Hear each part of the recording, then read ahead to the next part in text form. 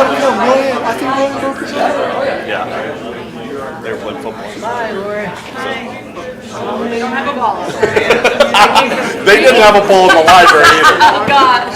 But somehow. I gave them 3 iPads. I gave them McDonald's. They have drinks. I said, if you eat all your food, you may have 1 piece of candy sitting in this jar. 15. Are they upstairs? Yeah. Tony had a meeting tonight, and I was like, hey, you're just going to have to come. I have candy in my office. Oh, yeah. They'll be all right. They're like, how long? I'm like, I don't know, like 20 to 30 minutes. They're like, I got 45. Yeah. It's always longer Like, you know me too well. Sorry about that. Hi, good evening, everybody. Having a quorum of board members present, I call to order the May 16th, 2022 meeting for the USD 489 Board of Education. As an ongoing reminder, please adjust your microphone so everybody can be heard loudly and clearly. The agenda is posted on the board docs, link available on our USD 489 website. I would like to make the motion to accept the agenda as written. Do I have a second? Second. Okay, do I have any discussion about the agenda? Yeah, Madam President, Yes. without going into details about executive session, are we going to address the Ron Wilson email that happened on April 22? It is not on the agenda. So to get it on the agenda, do I have to make a request? Okay. Madam President, Yes? I would like to put on the agenda the school board officer elections. It's on It is there. on the agenda. Oh, It is on sorry. the agenda. Excellent. Okay. Any other changes or discussions, I should ask? All right. All those in favor, please state aye. Aye. Those opposed, please state nay, and vote electronically the same way. All right. And moving along,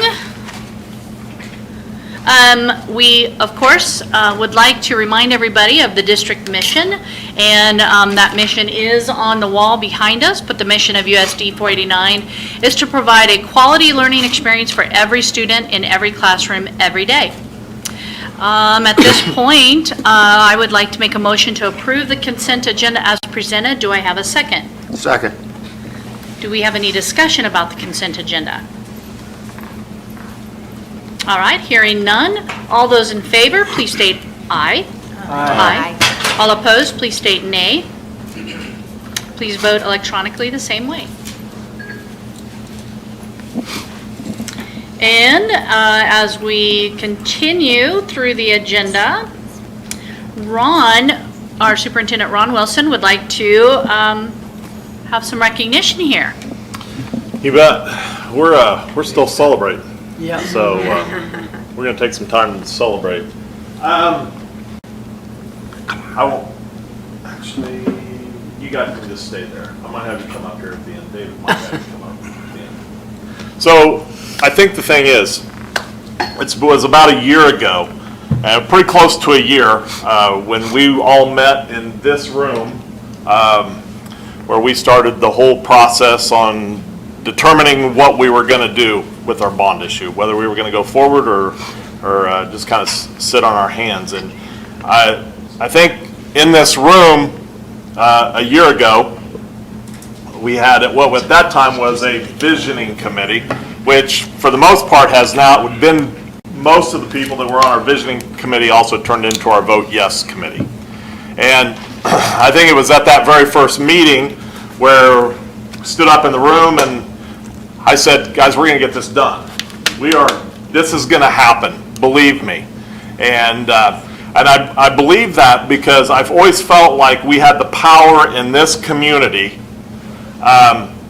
to get this bond passed, because all we needed was to get some capacity, some momentum, and once we got that rolling, I just felt like we could make it happen. Had to find the right people to make it happen, and how lucky we were.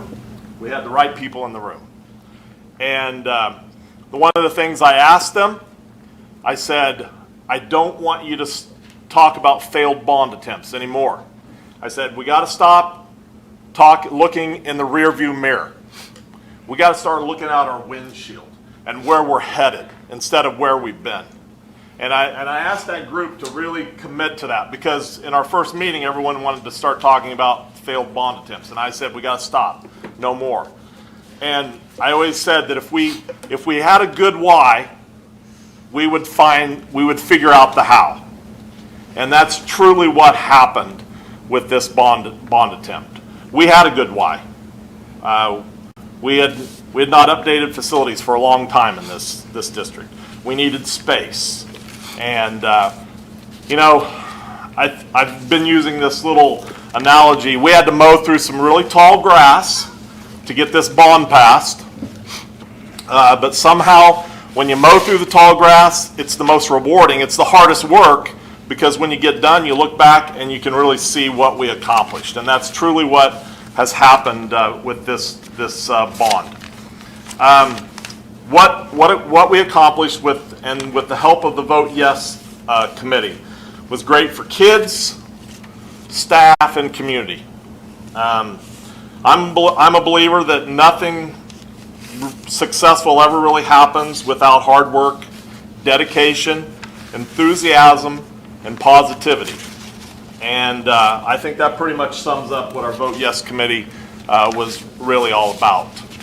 I think the thing is, I don't think it should go unnoticed that what this was really about doing it for our kids in our community and kids in our schools. And I think what kids in our community and in our schools really want, all they want people in their community is to invest in them. And once kids see that investment, there's just this pride that is instilled in them. And then hopefully that pride is somehow going to carry over to a lot of different things. And hopefully the one thing that we're really hopeful, and one of the things that we promoted, our Vote Yes committee really promoted, was how this is going to build our future for the community of Hayes. Because hopefully those people, those kids who know that we have invested in them, will make decisions someday about where they want to have their lives, where their careers are, where they want to be. And hopefully it's in this community because of that investment. So tonight, I would like to recognize the people in maroon, most of you are in maroon, for the work that they did for our school district. I am going to single a couple people out. I'm going to single out Chrissy Crow. Chrissy Crow does work for USD 489, but she was a big part of the Vote Yes. She was a big part of what we did at the school district. Chrissy's work was invaluable. We spent a lot of time together over the last 8 months figuring this out. Her information and it was a game changer for this bond. For what she would put together and push out to our voters, our patrons, was unbelievable. And it was a real difference maker. And hats off to Chrissy. We have been joking. I always said she let me be Batman and she was Robin, because we tend to go to these places and talk to a lot of people, and it was almost like she could fill my words in at the end or after we've done so many presentations. I would like to recognize David Klingen.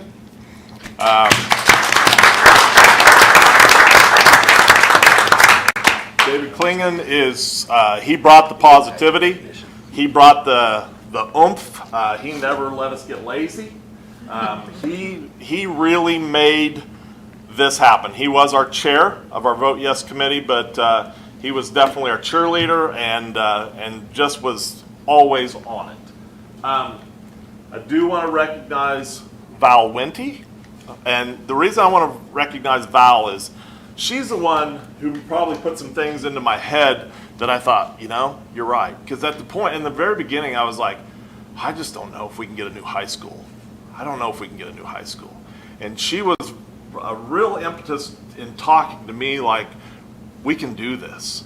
We need this. And after I had my conversation with Val, it was actually after the very first meeting, I said, I'm shortchanging what we can accomplish on this, because Here, Val has been through 2 failed bond attempts and been very involved in this, but man, she was all about, we got to push, we got to get this done. And I'm going to give her credit because she kind of planted the seed in my head that, yeah, we can do this. Why are we not going for everything that we need? So credit to Val.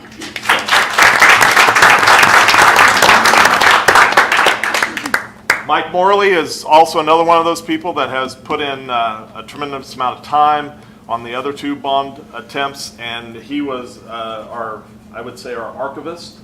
We would always refer to Mike in terms of what his knowledge was of past bond attempts and maybe some things that we needed to know, and we do appreciate everything that Mike gave for. I'm going to recognize Trina and Wendy. Trina Powell, Wendy Roller-Sook.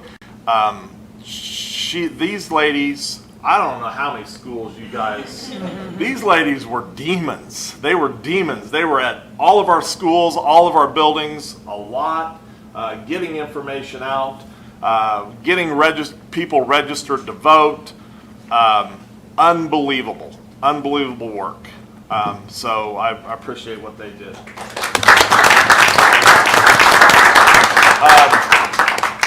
I'm going to recognize Jeff Crispin.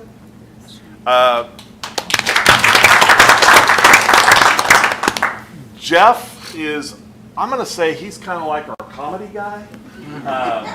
He always had the light little remarks that kind of kept us focused, but you talk about a guy who's Johnny on the spot. He knows what to do, and he will get stuff done. I've heard he was the best driver of the steel post, so he got stuff done.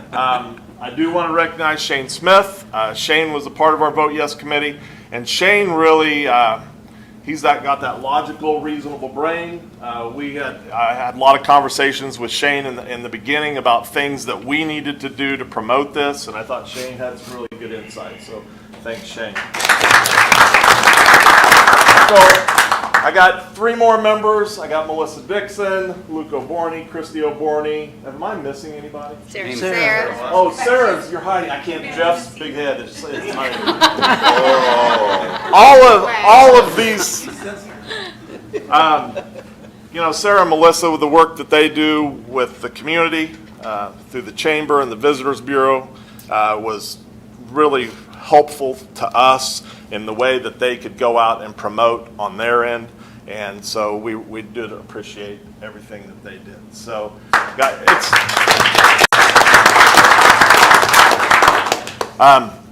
what we accomplished is really, I can never be understated. Well, we accomplished something really, really amazing with this bond issue. And I guarantee you there will be people that maybe opposed it that will see the benefits and realize the benefits as this thing really starts to build and come together. So David, you had a few things that you wanted to share, and I'll let you take the... Good afternoon. All right, so I want to make sure I clarify a few things, okay? And I did this before, but I'm going to do it again, okay? So before me and my family moved to Hays, Kansas, we moved around a lot, right? You ever work retail? You move around a lot, okay? And it's something special. But me and my wife, we were looking for a great place that we were going to put our roots down. And when we came and visited Hays, we loved it. I mean, and the first impression was awesome. It was. The people we met, the people we talked to, it was totally different. And I'm telling you this, if you've never left Hays before, it's totally different here in Hays than it is anywhere else. We have a very special group of people that live here. So when it came to the point when we started talking about a school bond opportunity, I was encouraged by a lot of things, but I knew certain things had to happen before that could happen. And I want to recognize this board because when you voted unanimously for this to go to ballot, you made a very large and public statement of support And I appreciated every one of you when you did that. And you deserve a round of applause for that.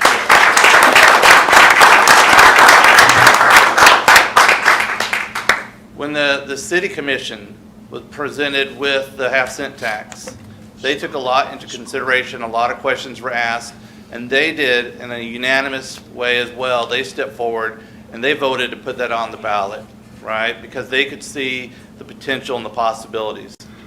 Okay, and so I was already really proud about what the school board had done as a unanimous board, how they, of everything else, they go, yes, this is something we need to have, and I appreciated that so much.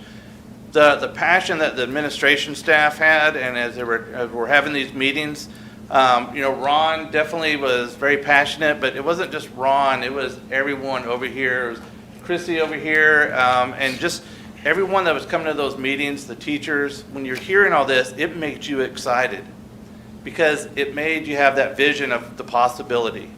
Now, through that whole process, you could easily have said, well, it sounds great, but it'll never fly, right? And sometimes we get caught up in that. We get so focused on what we think, things don't happen, all right? And then everyone points a finger, okay? So when it came down to getting everything fixed up, everything focused, and then we had the Vote Yes committee.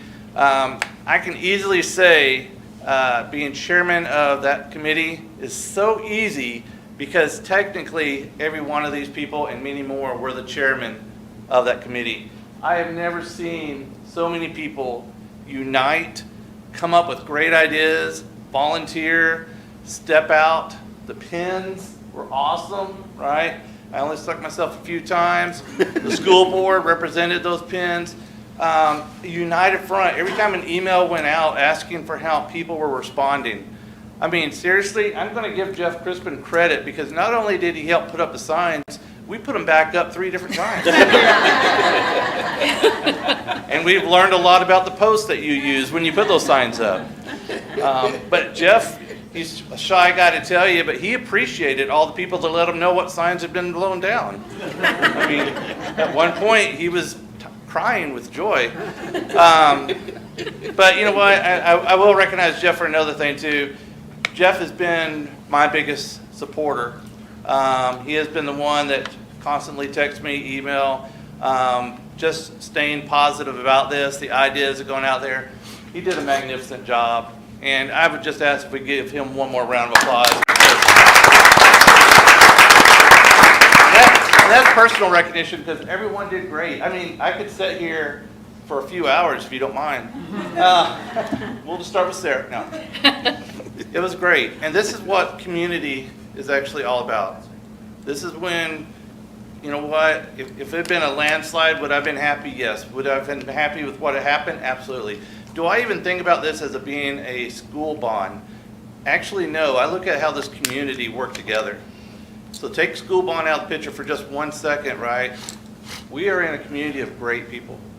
And I am really just honored to be with these people. I am honored that my children, one that just graduated Sunday, thank you, Tammy, for graduated from the high school here.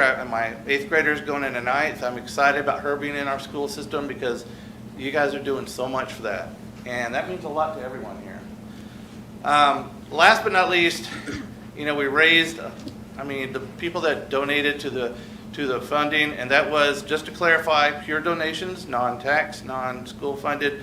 It was people giving us the money so that we could do everything that we were able to do to talk about voting yes for this bond.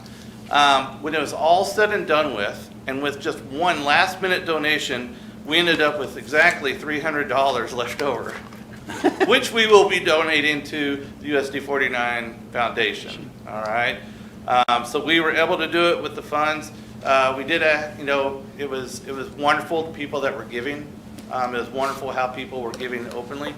And I greatly appreciate everyone that donated to that fund. Appreciate the Facebook page. Appreciate our website. I do want to give Chrissy credit because one thing we were able to do is instead of getting pulled into the weeds, we always talked about stay on the facts. And it was great to be able to say, go to the website, and Chrissy had it updated. And as people asked questions, she updated the questions and answers. And she did a fabulous, fabulous job of making this so much easier because the facts are right there. This is how a great community works together. And just everyone here, whether you fully approved of the bond, whether you think it should have been done different, maybe you think there are a lot of other different impressions out there, and everyone is entitled to that thought and that respect for what the views are, right? But in all of this was not a dirty, ugly process. This was something that showed unity in this community. And I thank every single person here for that, because God, it was what we needed to show who Hayes is. And we are singled out among everyone else, I promise you that. So that's all I have, but thank you guys so much again. I continue to look for unanimous support in all future endeavors with the Board of Education. And if I'm back here crying when that happens, right, just roll with it, okay? Thank you so much.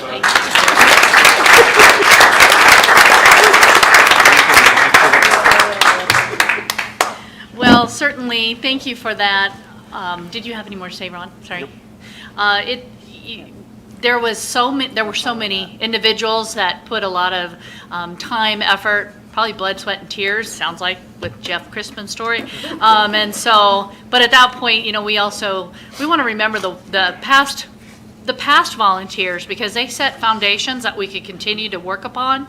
But I think it's also crucial to also extend thanks for the different businesses that were letting you have the time to do what you needed to do, and I think we need to also, and I'm sure you would have mentioned this one name, but Doug Williams with Grow Hayes and allowing Grow Hayes letting us rent you. Well, we didn't rent you, but David working for the economic development of this community, and so it was wonderful to be a part of a unanimous board, but truly the work was from your end, and I think I think I can speak on behalf of all the board that we appreciate all the work that you did. Truly boots on the ground type, so to speak. Anybody else want to share any comments? There is so many people to thank you. We'll not get We'll to miss everyone. I was trying to write notes here. Just all the people that wrote letters. I was thinking of the Gary Shormans, the Joanne Jennings, the Josh Zweifels, and everybody that took time, and the writing skills. I was amazed. I kept thinking, I'm going to write one, and my wife kept saying, they do it much better with their writing skills in that direction. Again, I don't think we can ever overlook the teachers and the staffs in all the buildings, because they got out and went because they are the ones that knew all the situations, knew the information, and brought it that direction. And the city commission, the sales tax, that was key. That was key, that it showed that the city of Hayes supported it, not just USD 489 at that direction. And one group that I belong to, whether I don't pay my dues or anything, is the over 65 crowd, the retired. I've had so many people. If you look at our block, the people that had their signs up on our block were the people that have grandchildren and great-grandchildren in our schools. So many times we don't think that they support our schools. They did. Anyone else? Yeah, I want to say, y'all are incredible. The way you did things was just the right way. When we can look back at those other bonds that didn't make it, y'all pushed that momentum where it's never been done before. And I was so amazed, because if there was ever a question, y'all knew the answers. Y'all were ready, and y'all kept that momentum going. How many votes have y'all ever seen here in Hayes where almost 40% turned out to vote? Yeah. I've never seen that since I've been here, and that was incredible, and I can't thank you enough for all your hard work, all your hours, and all the accomplishments you did. Thank you. Yeah. I came a little late to that vision committee party, and my first meeting was in like July, and I was so impressed with that last one before you started deciding how to send this to the board. You convinced me that this was the ask. I was feeling a little, that's a big price tag. And we did it because you made it. You made it from the beginning. You started from the ground up, and you built on your ideas and your kids' needs, and it was beautiful to see. And I'm just so proud to have been a part of it. Okay. All right, well, thank you very, very much. And moving on, and certainly I think if we've neglected anybody, that was just an oversight. We're still appreciative, so.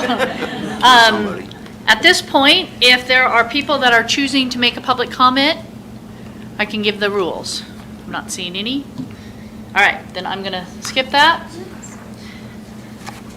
We do have a presentation tonight regarding our Board of Education self-evaluation. Gary Sechrist with the Kansas Association of School Boards is with us. I know we have some materials. This is in regards to a self-evaluation that we did last fall, I believe. And of course, this would have been with 3 board members that, Just ask him. well, two board members, right? I don't know. And because we had an opening, so there are 3 new board members. But is there anything, Ron, that you wanted to share before we No. begin? What, do you want anything projected? No. Yeah.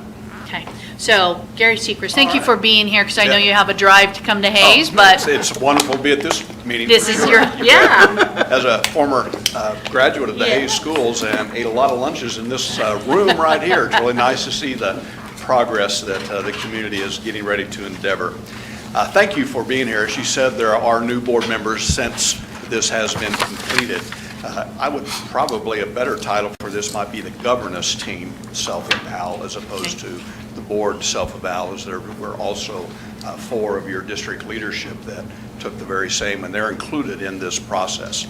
In front of you, your wonderful board clerk has put an electronic copy and a hard copy, I believe about 17 pages, which gives you a lot of details. What I'm here today is to give you a synopsis of what, and I'm not going to give you what I think it means. It's more important that you have your own beliefs on what your responses are. But the one-page document that I put in front of your place before this meeting will give you a synopsis of this. There were 33 questions that each of the board members and the district leadership team completed, and those are categorized by board member actions, board meeting practices, vision and planning, policy, financial planning, and board and superintendent relations. Board members and district leaderships were asked to put their responses to each of those questions as a 1, which would be never. 4 meant always, and obviously there was a 2 and a 3 in between that they could categorize those in. I took the liberty to average the responses in each of those categories, and there would then be a gap. So you answered those questions on what you believed your current practices were, 1 through 4, and then what you believed the importance of that same question was, 1 through 4. So, and 32 out of 33 questions, you had kind of an interesting thing, and we'll talk about that in a little bit, of where the importance was a higher number than what your current practice. That makes sense. That completely makes sense. You had one question where your current practice exceeded the importance. So we'll get to that and won't spend a whole lot of time on that. So board member actions, which was questions 1 through 5, your current practice, your average score was a 2.52. The importance of that was 3.81. So your gap was 1.29.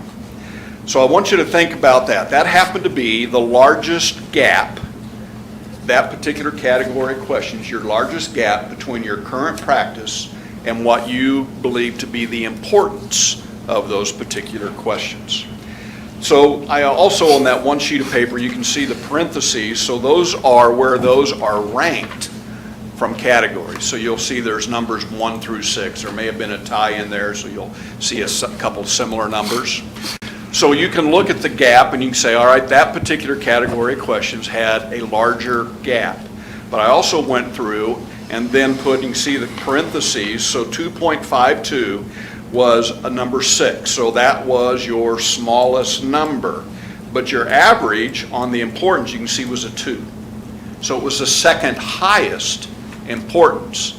So then also on your far right, not only do you see the 1.29 as the numeric gap, I also put a 4. So the 4 difference between the number 2 ranking and the number 6 ranking is a 4. So it's just 2 different ways for you to make some judgments and clarify for you as a board. The next category of questions was board meeting practices. You had a current actions of 3.4. The average importance score was a 3.78. So you'd only a 0.38 gap or a discrepancy between those two. Vision and planning, 3.17 was your current practices, and your importance was rated as a 3.6. So you had a 0.43 gap. And if you go through, once again, look at those averages, you can see, well, there's also some whole numbers in there. On policy, 3.08 was your current practice, the way you currently do things. 3.74 was the importance that the 10 of you put to that particular category. And then you can see the gap is 6.6 or a 1 because your current actions and your importance matched most very closely on that particular one. Financial planning, your current practice, 3.34. Your importance was a 3.81 with a gap of 0.47 and 0, because if you can see, both of those averaged out as number 2 in each one of those categories. So that really matched your current practices with what you said was your importance matched most closely of all of those categories. And then lastly, board and superintendent relations. As you can see, 2.84 was your current practice. 3.88 was your average importance score. That happened to be the highest score. So of the 6 categories, that's the one that by your average ratings you saw as the most important category. So you had a gap or a discrepancy between the two of 1.04. If you went through each one of the 33 questions, and you can see this on your own, but on that one sheet of paper that I put in front of you, the question of the 33 questions that had the highest or the biggest gap between the current practice and the importance was under board member actions during the decision-making process. Board members think independently, but once a decision is made, all board members respect the decision and the board speaks with one voice. So 2.1 was the current practice, but there was a 4.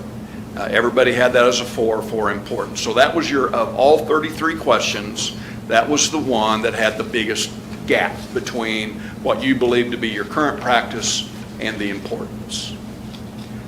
Now, the thing that's really interesting is the next question, where your current actions exceeded your importance. And I believe, as an outsider looking in, I said I really wouldn't make a judgment. This may have a lot to do with your bond issue, because this particular question is the following. It's under vision and planning. The board is engaged in a two-way conversation with the community, enabling it to speak on behalf of the community and provide educational leadership for the community. Your current practice was a 3.63, and the importance was given a 3.53. So probably when you got on the board, you never thought you would have to do that, so the importance, but once the bond issue, you realize the importance of engaging within the community. So that's kind of, you don't normally see where a current practice exceeds the importance. So I thought that was interesting for you to know. So please look through this. There's a question that I hope you as a board would have a time to think about and to consider, not only as individual board members, but as a governance team, the 10 of you that completed this, is what would be the implications if your governance team would find a way to address those gaps or to lessen the gaps between your current practice. And let's not say importance on that, but what the potential could be on what your importance that you wish it to be. So Mrs. Welbrock, obviously I said I'd be short because you had a lot funner things to talk about, but I guess if you would allow, if you want to entertain any questions, and once again, this is your evaluation, so I can maybe be able to answer some and maybe others not.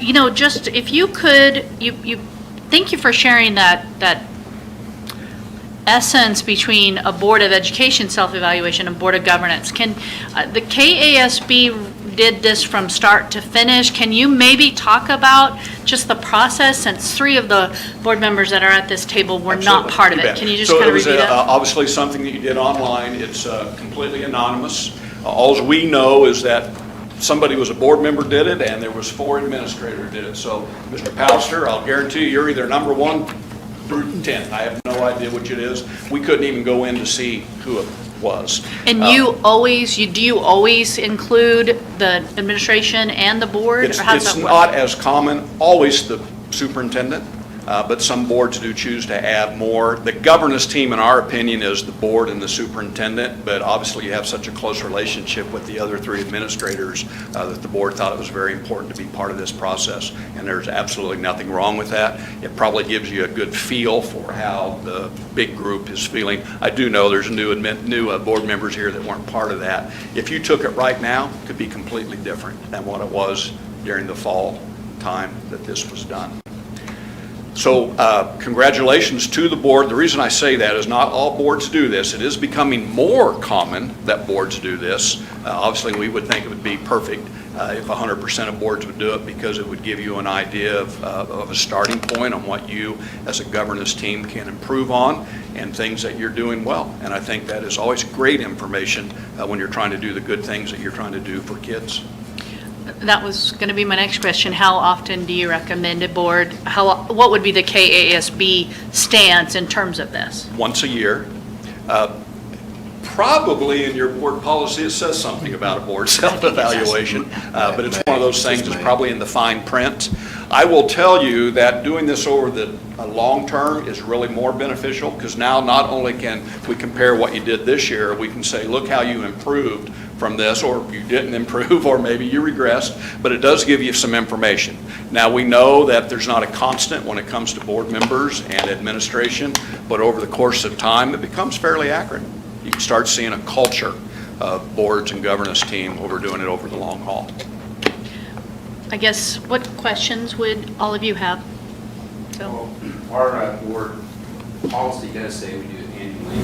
And, when we're evaluating teachers and evaluating ourselves, we've had a 6-month gap between when we did it until we have it. Right. And that seems like a long time. I mean, we have that information, but we haven't been able to use it for 6 months. Yeah. And it would have been nice, to, the current board members that are just getting to see this and don't have an opportunity that they could have been part of this. But if you do it annually, if the board chooses to do that, the timing would probably be a lot better. It just wasn't good for, I'll be honest with you, I'll kind of take the heat for it with the 60-some superintendent vacancies we had this year. It was really hard for me to get a time to come in. So what do you recommend now? We've got this information and we've got a new board. Yeah, if you have a board retreat where you can sit down and talk about this and have a great conversation between the 10 of you, or actually the 11 of you, that would definitely be beneficial, because if it's like goals and you set them over in the corner, you never look at them, it's been a worthless project. So you need to have some discussion on what you can do as a board and the governance team to hopefully lessen the gaps. Now, I get that you're recommending that we do this, but it doesn't say we have to. It says we may do it annually. There's no policy that says we have to do it annually. And you don't have to do it with KSB either. I mean, obviously, you can do your own. It says We have May. the tool Yeah, that it makes says it May. easy, and if you wish to use ours, at least it's similar questions, so you can compare from year to year, which I think would be beneficial whether we did it or not, that you would have a consistent evaluation form. Yeah, the tool itself. Does that Absolutely. make sense? Yeah. The tool is proprietary, as you can probably imagine. Understand. What other questions may have at this table?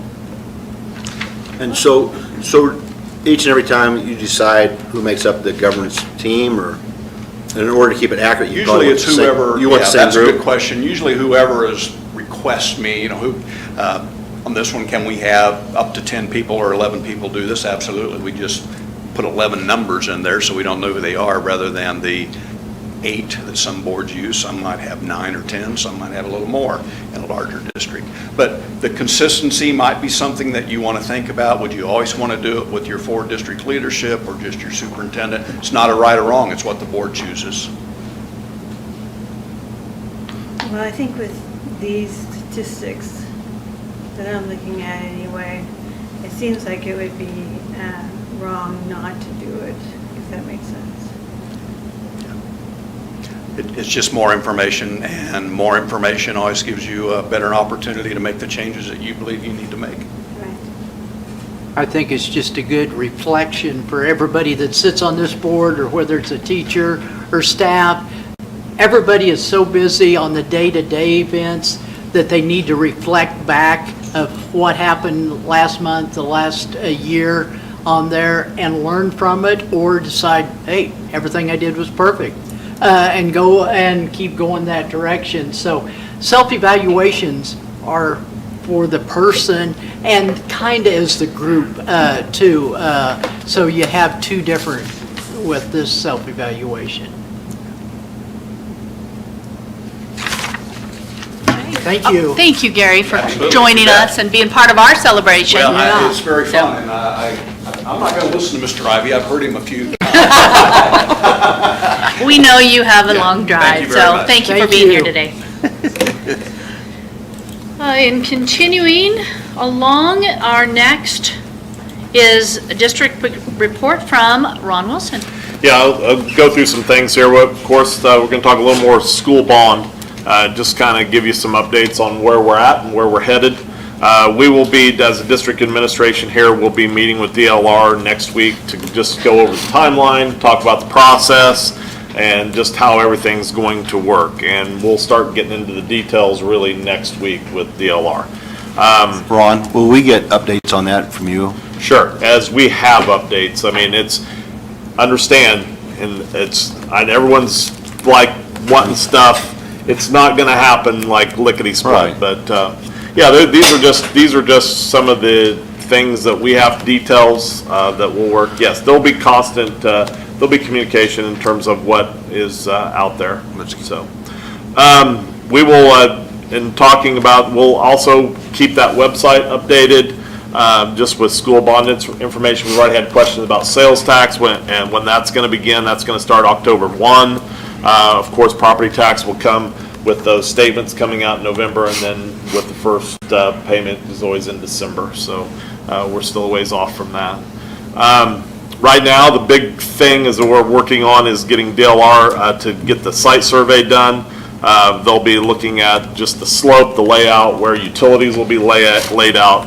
And this all is the first step of a million steps, but we got to get that done first.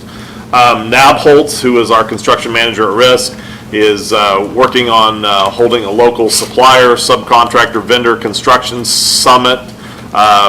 We don't actually have a date, but it's going to be mid-June. They'll be at a big gathering of people, and they'll just start talking about the scope of work that's going to be done, and just the capabilities of what our local,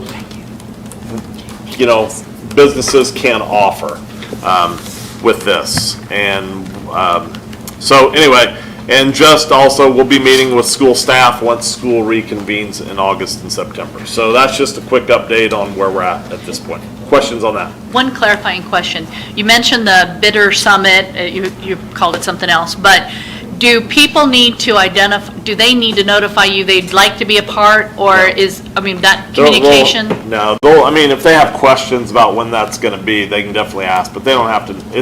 This is just for anybody that might be interested, just to ask questions to see if they can, and we'll get that information out when that vendor summit, contractor summit is coming up. Okay. So that's just going to be informational. It's not even. We're a ways away from bidding or anything like that. Yeah, I think I was more meaning, will we need them to let us know if they want to know when that summit will be, or is it just they will be notified? Is there a list that you're creating? Well, it's to be notified people? There's certain publications that They'll print it. that they follow, and that'll all be there. Okay. So, just so you know, the K-12 finance bill was signed today by Governor Kelly. This will give us our funding for the Gannon settlement, once again, that was guaranteed. It also has that open enrollment provision. Should not affect us, really. We've been allowing people to come to our district. But there will be some things that we'll have to do for the future about determining capacity and what those capacity numbers are. What the Probably the biggest disappointment, once again, is we only saw an increase of $7.5 million for special ed. It's information I've been sharing with you. Kyle's done a great job of advocating for the special ed program. We're underfunded in SPED. We were hopeful that maybe we would see an increase. We just could not get support, and it's disappointing because it's really, I think we're at the edge of the cliff if we do not get our local representatives, local legislatures to support us, along with people outside our community. So it's pretty key. We are going to see some more money for mental health intervention. That's always good. We have been utilizing that for the last few years, and we'll see if that's something we expand, or we'll have more conversations about that. There's also going to be a virtual math program that they've put in place.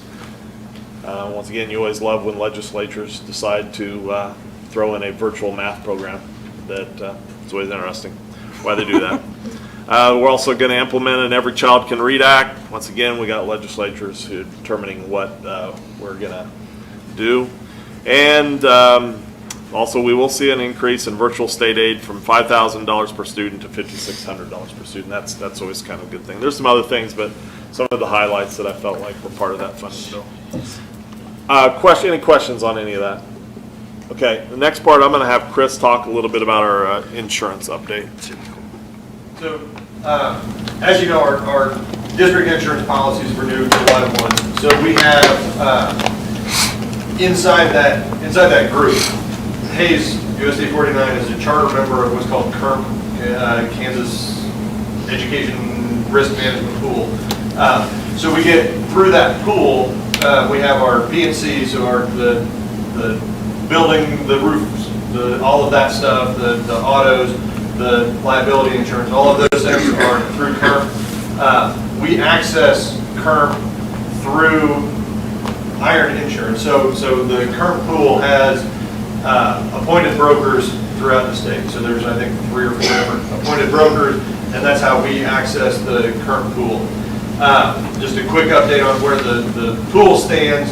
As with all property insurance, the last few years have been tough, right? With all the different weather events. Most recently, one of Andover is a member of the current pool. They lost an elementary building. We're anticipating that claim. As we are renewing right now, they're working through all of the different carriers in the pool to get renewal. The bottom line is the pool is healthy, and even with that claim going on that could be as much as $10 million, even with that claim going on, we're anticipating between a 10 and 15% increase in our total spend for all of the membership stuff that goes into current. With inside there, that's also where we get our cyber insurance, and current as a pool. There's districts out there, and I would say, believe it or not, there's districts that don't have cyber insurance. But I would have to tell you, 2 years ago, before Kern said, as a part of your renewal, you will have cyber insurance. And then over the last year and a half, as a part of your renewal, you will put in place these kinds of things. Now I understand it a little bit better. But so our cyber renewal will be a little higher. Like that individual piece of it will be probably about a 35% increase. But that's a really small portion of our overall membership and the overall coverage inside of Current. But we would have had it not been for the weather event in Andover, we would have had our renewal already. They're finishing that up, so I don't have hard rates on that, but we anticipate probably in that 10 to 15% range overall. We also, our work comp right now, we have gone through Iron Insurances, so it's separate from KERP, but we've gone with we placed, when the district went to KERP, they placed the work comp insurance with Iron with the same brokerage. Through conversations with the board, we are bidding. Now, when I say bidding, it's not because it's a service. It's not, it doesn't go through the same bid rules as like if you were purchasing a project or buying something for $20,000. So it's officially, it's a request for quotes. But we have released a request for quotes for work comp insurance to everybody that was on our list as vendors, as brokers, and also posted on the website. We'll have those bids back end of May, and so by the June meeting, we'll have be able to have a recommendation of work comp carrier for beginning July 1. We do anticipate, because that's they call it a soft market, right? Is that right? We do anticipate probably some savings in work comp over what we're paying right now, so that will hopefully take up some of the slack and the increase that we'll see in the property casualty and cyber.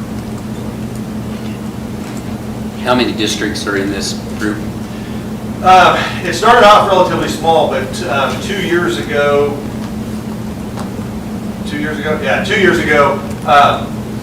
KASB actually became a strategic partner. The carrier that they were using for PNC left the state, and so all of the KASB members, basically 90% of the people that were with KASB ended up joining HERM. I'll have at the next meeting, I'll tell you the exact number, but it's Quite a few. I don't want to make something up. Yeah, I don't want to make something up, but I'll get that number for you. And this group's been together for, you said, a couple years? When it started? It's more than that, because 49 was one of the initial members, one of the charter members of the pool, so in on basically starting the pool. I want to say it was 14, 15, 16. I thought it was 16, but it gives, you're right. 16 probably that year. Okay. You said there were 3 or 4 brokers. Are there any local brokers, or are they just, where are they from? No, Iron is the one, Iron Insurance, which used to be Assurance Partners. They're out of Salina. They're the ones that are appointed for this area of the state. But the workers' compensation Right. could include local It could, yes. in that request Yeah, for we've got at least 2 local that we're having a conversation with, at least 1 that we know will bring a couple of different carriers potentially. Okay. Within that brokerage, then they're all going out and quoting different carriers. So we'll definitely have local representation in the bids for the work comp. But our health insurance isn't part of this, just property. No, health insurance is a separate. That's Gallagher. Right. Right. Yeah, Aetna is the carrier. Well, Aetna, Reliance Standard, Delta Dental, those are the carriers, but we access that through Gallagher as the broker there. And Gallagher, is that renewed in July also? Or is that in December? July 1 is July 1 is our plan renewal date, yes. Thank you.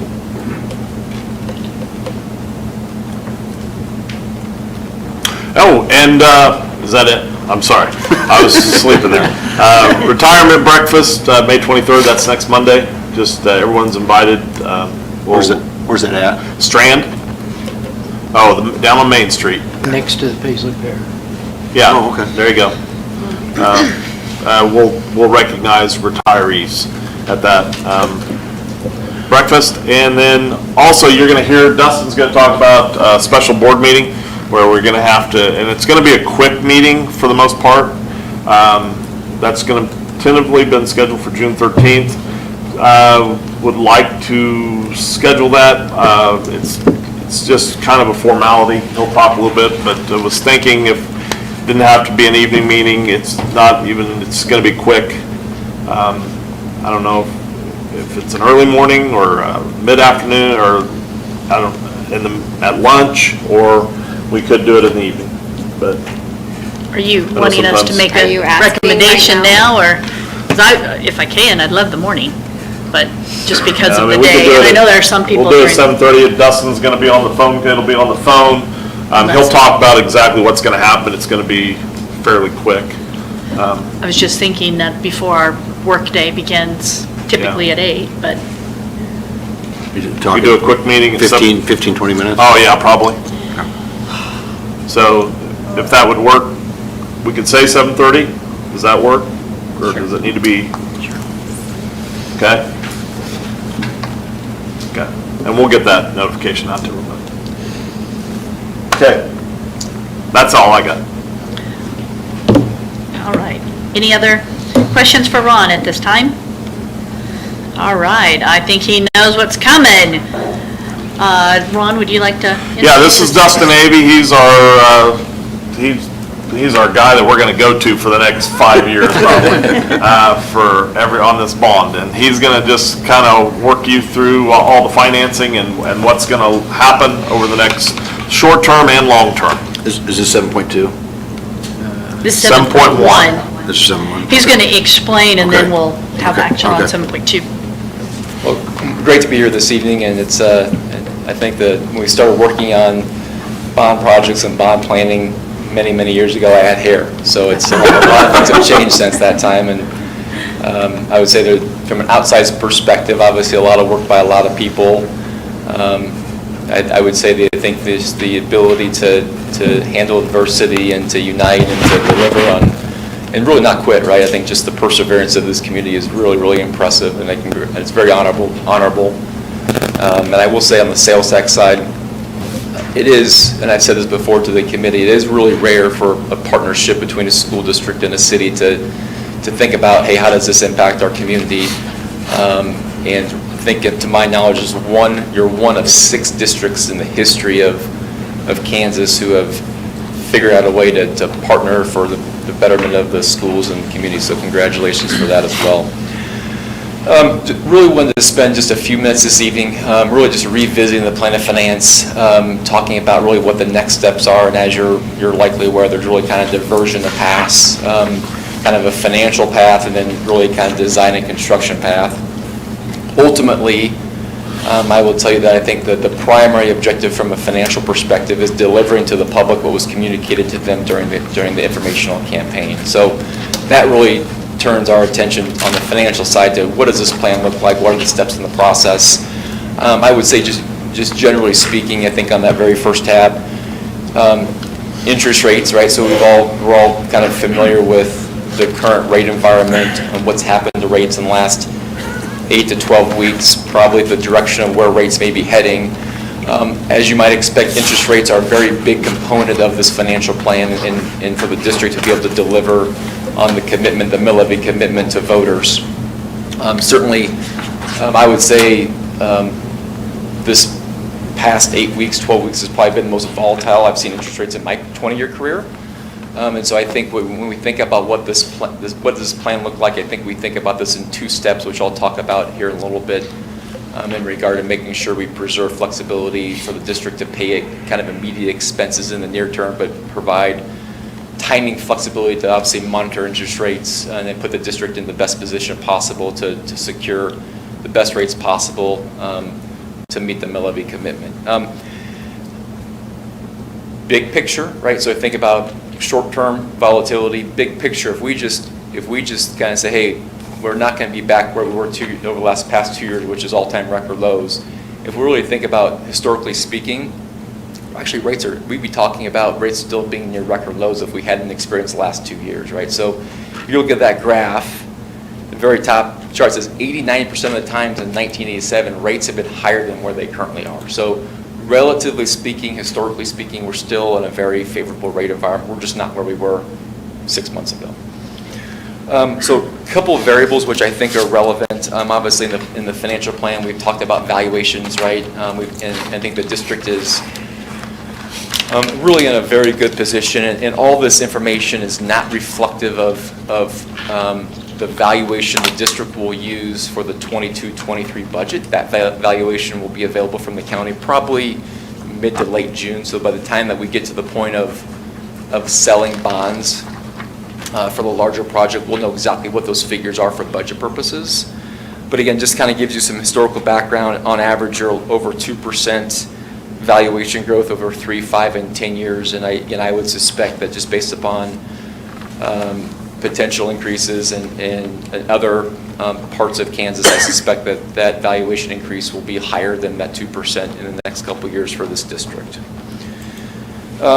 Sales tax, again, I just think that the sales tax is a huge component to the success of this project, and the city, and I don't have the exact date of the city meeting, but they do have an ordinance that was sent to them, and they have an ordinance that they will approve at their next meeting, and that ordinance will then impose the sales tax increase, which will be effective on October 1st of this year.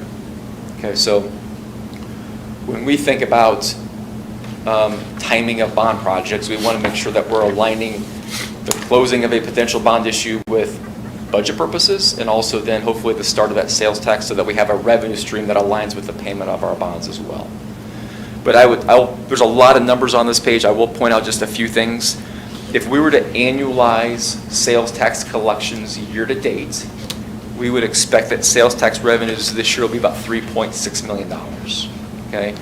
Our financial analysis, we're only assuming a $3.4 million sales tax revenue number. So we're assuming last year's actual collections and not projecting what it will be in future years. So which I think is very, very important. And you can see that historically speaking, sales tax in this community over the last 5 years is a 3% growth. Over the last 3 years is over 5%. So again, just some variables that I think are important. This information, so we think about financial planning, just because we have a financial plan now doesn't mean that we don't update things every single year. So every single year as you're going through your budget process, this financial plan will be updated based upon new valuations, sales tax collections, where you are from a bond budget perspective. We want to make sure that going forward every year you have a very clear picture of, are we meeting the commitment that we communicated to voters during the campaign? And again, I'm still convinced that over time, and this will be very comparable to probably what's happened in other situations where we've had sales tax as a component of the project, I'm still convinced over time that actual collections of sales tax will exceed projections, and these bonds will likely be paid off earlier than anticipated. So again, don't want to predict that now, but I just think based upon what we've experienced historically, I think that's hopefully a likely scenario. That next page, again, I won't spend a whole lot of time on this, just again, kind of gives you some perspective and something we reviewed all the time with respect to the mill levy history of the district. Again, what we'll see as we get to the budget, we'll see the mill levy increase of 11.25 mils, which will be in the bond fund. And just as a refresher, the bond fund is a dedicated mill levy. It has to be used for bond repayment. We cannot take bond dollars and transfer them to operating budget, nor can we take operating budget dollars and transfer them to bond and interest. So it's a segregated account specifically for bond repayment. And then the next page, a lot of numbers I don't expect you to read, but I really want to give you a snapshot of what the financial plan looks like right now. So again, let's kind of go left to right here real quick. So valuation. Right, then we have projected debt service. So the projected rate right now, and again, this is probably as of last week. And if you're looking at interest rate indications or interest rate trends, probably the best source is looking at just the 10-year Treasury to look at kind of what the trend is in interest rates. So you may have seen last week the 10-year Treasury, I believe, was close to a 3.1%. Today we're actually at, I think, close to 2.85%. So we've actually seen somewhat of a favorable trend in the last week. Sometimes in markets when we see this extreme volatility, we see things overreact in one particular direction. So hopefully in the next few weeks to a month to 2 months to 3 months, we kind of see markets somewhat stabilize, which would obviously be very valuable and beneficial to the district. But based upon rates as of last week, the projected interest rate over a 30-year period was a 4.37% over 30 years. You'll see at the very, very bottom of that page. So interest rate projections, sales tax projections are at the middle of the page, but ultimately that far right-hand column is really the primary focus, right? Making sure we're delivering to the public the mill levy commitment and the mill levy increase of the 11.25 mils. So timing, so as I mentioned before, so tab number 2 really gets into a little bit of a timing process. And again, I think the concept is really kind of a 2-phase approach. The first phase is just doing a very small short-term bond issue to provide the district funding needed to pay for things that may occur at the high school, paying for things that may be a result of either construction or design services fees.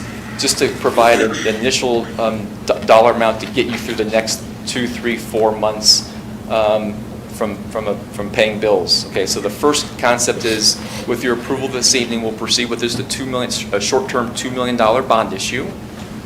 That bond issue again will be, the intent is there to fund those initial types of expenses. What we'd probably be in a position to do is lock in the rate on that $2 million bond issue by the first part of June. We would then need a special meeting on June 13th. Again, I would say it's 5 minutes from my perspective, a 5-minute meeting on June 13th. You would approve all the documents related to that $2 million bond sale, and we'd have money by the end of June to then help pay for some of the expenses over the next several months. The intent then is really on the second phase, which is the locking in interest rates on the larger bond project, or larger bond issue.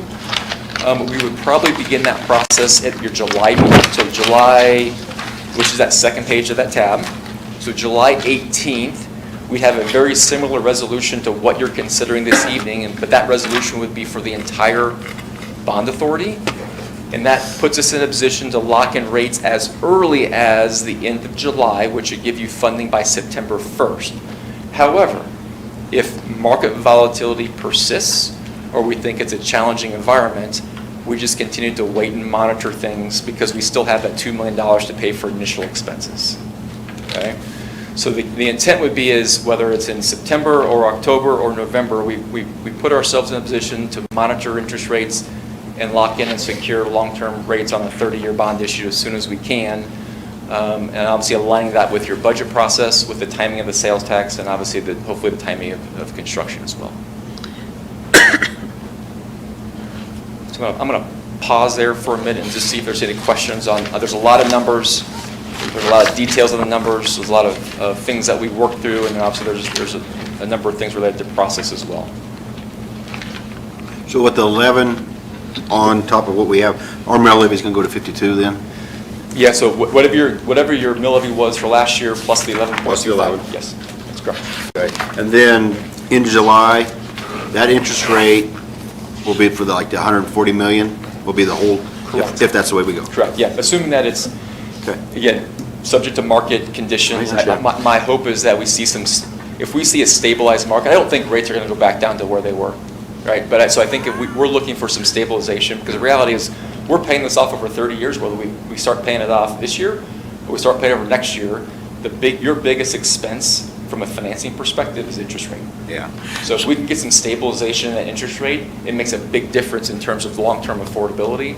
And so we just want to make sure we put that district in that position to do that as soon as possible. Are we paying the interest rate on that 140 million-ish right off the bat, or as we use that money? Right off the bat. So on the flip side, so that's a really good question, right? So we talk about long-term rates going up, okay? So the advantage of locking in interest rates is we eliminate interest rate risk. But on the flip side, we also are investing those funds, okay? So we know that the bond budget is $143.5 million. Those funds are invested during the construction process, okay? 6 months ago, guess what you were earning on investment dollars? It's pretty much 0%, right? Yeah. I would expect your investment rate of return probably to be 2% or higher. Okay, and keep in mind, investment earnings have to be used for one of two purposes. They have to be used for projects that were defined in the ballot question, or they have to be used for mill levy management purposes. Okay, so I would tell you that most districts, there's obviously concern with increasing in material costs. Okay, they're using investment earnings as a kind of a secondary contingency to protect them against things that are outside of your control related to those sorts of things.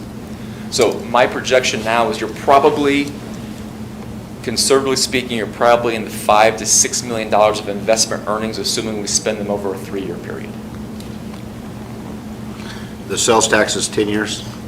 It's a 10-year that has to be renewed after 10 years, that's correct. And can you change that level, or does it stay at the 0.5, or? Probably to be determined. I think there would be an expectation it would stay at the same level. Again, I think there'll be a lot of data to look at in the next 10 years to say, do we need it all? Do we need part of it? Should we keep it at 0.5%? And that goes to general vote? You would have to go to a vote, that's correct, Okay. yes. Yep.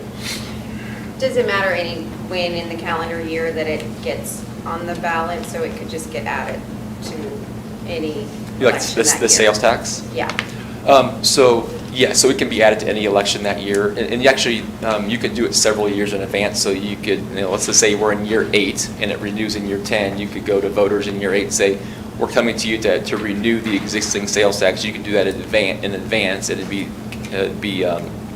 it'd commence when the current sales tax would sunset.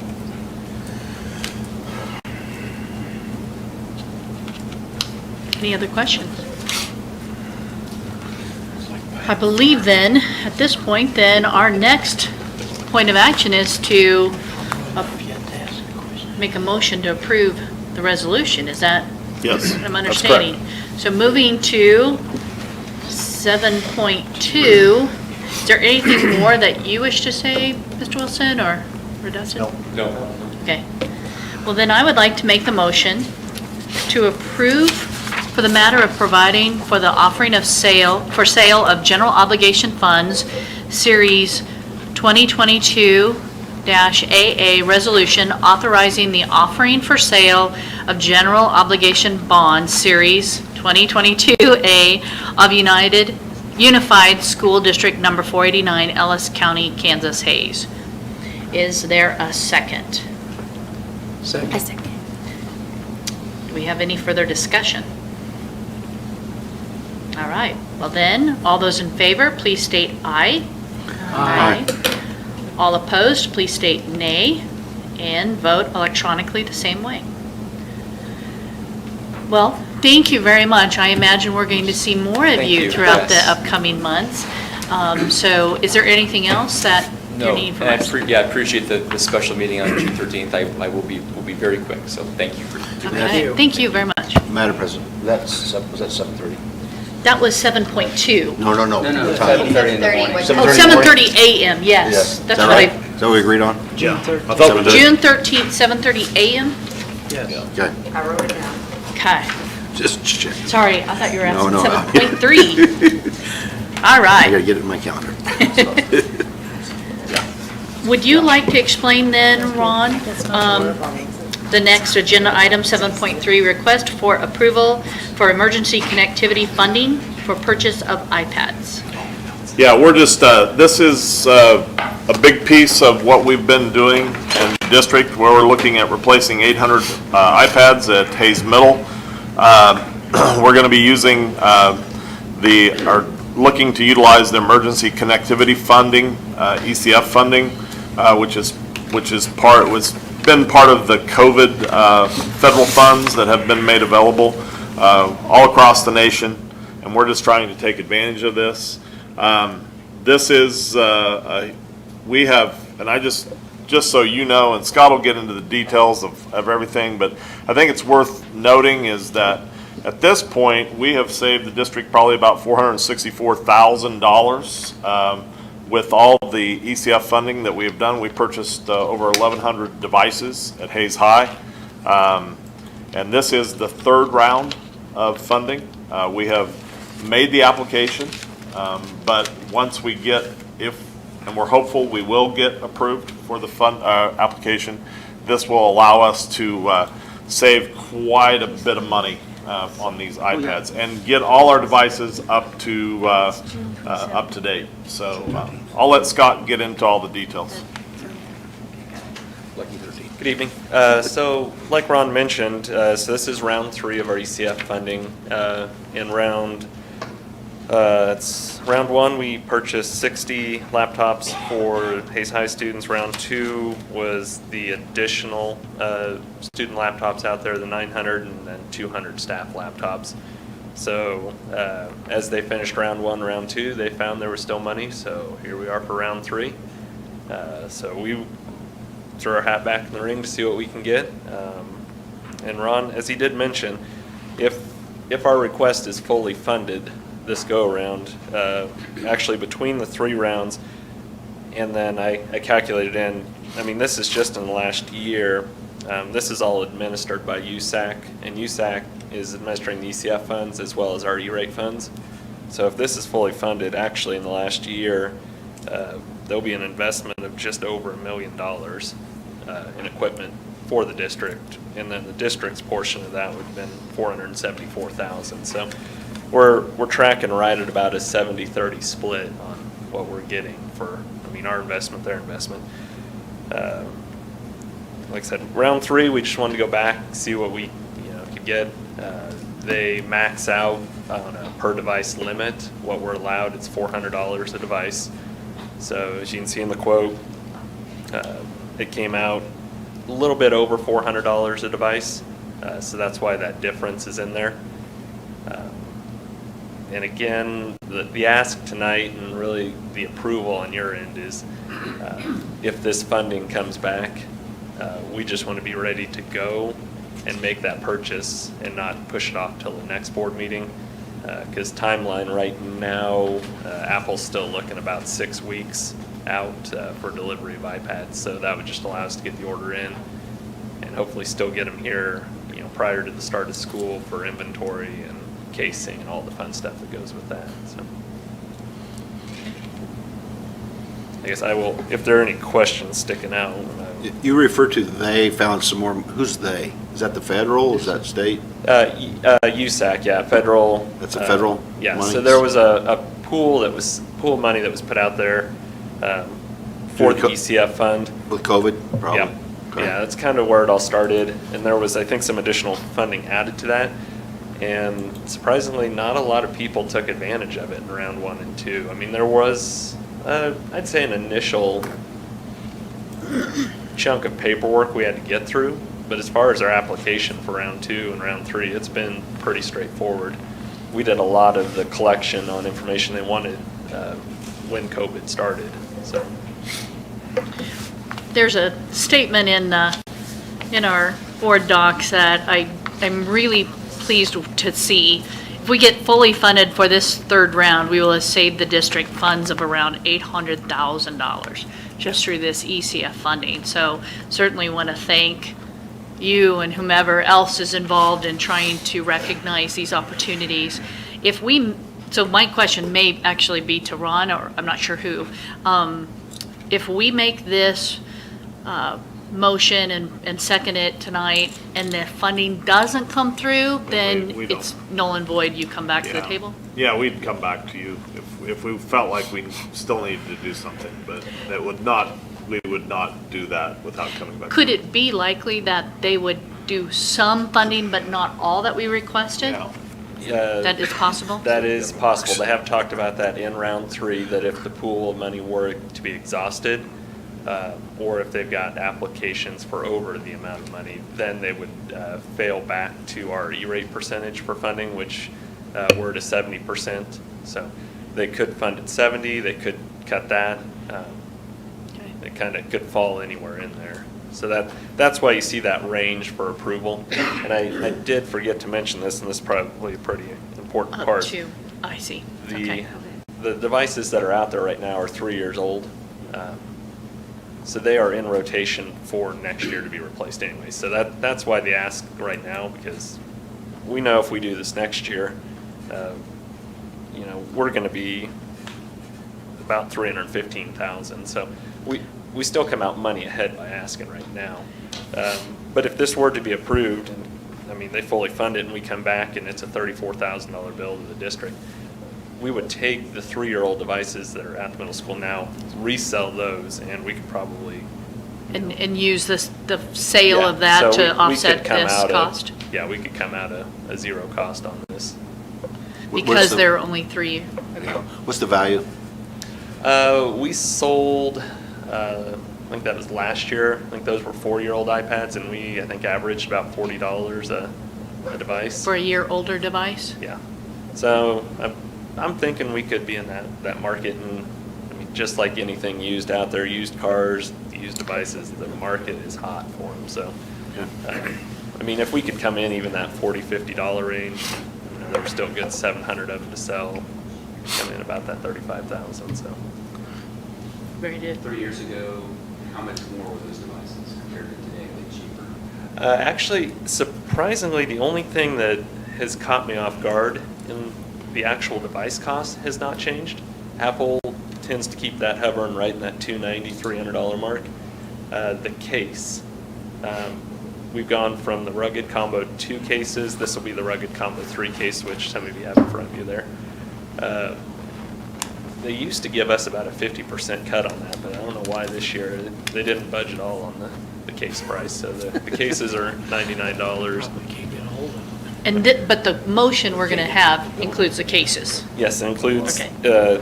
so it's that bundle, so it's the iPad, the case, and then the 3 years of Apple Care Plus, which does include accidental damage, 2 repairs per device per calendar year. That's good. Yeah. And that's not something we've done before, because normally for the cost, I just can't justify it. You know, we're not repairing every device twice a year. But where we're getting some assistance on funding here, and it was included in the bundle. Thought it was a good thing to try. That does require that we send the device to Apple, and that's not necessarily that we get that device back repaired. They would actually send us either a new or a refurbished device. So there's a little bit of management on our end from an inventory standpoint, but I don't think anything that's going to be too hard to tackle.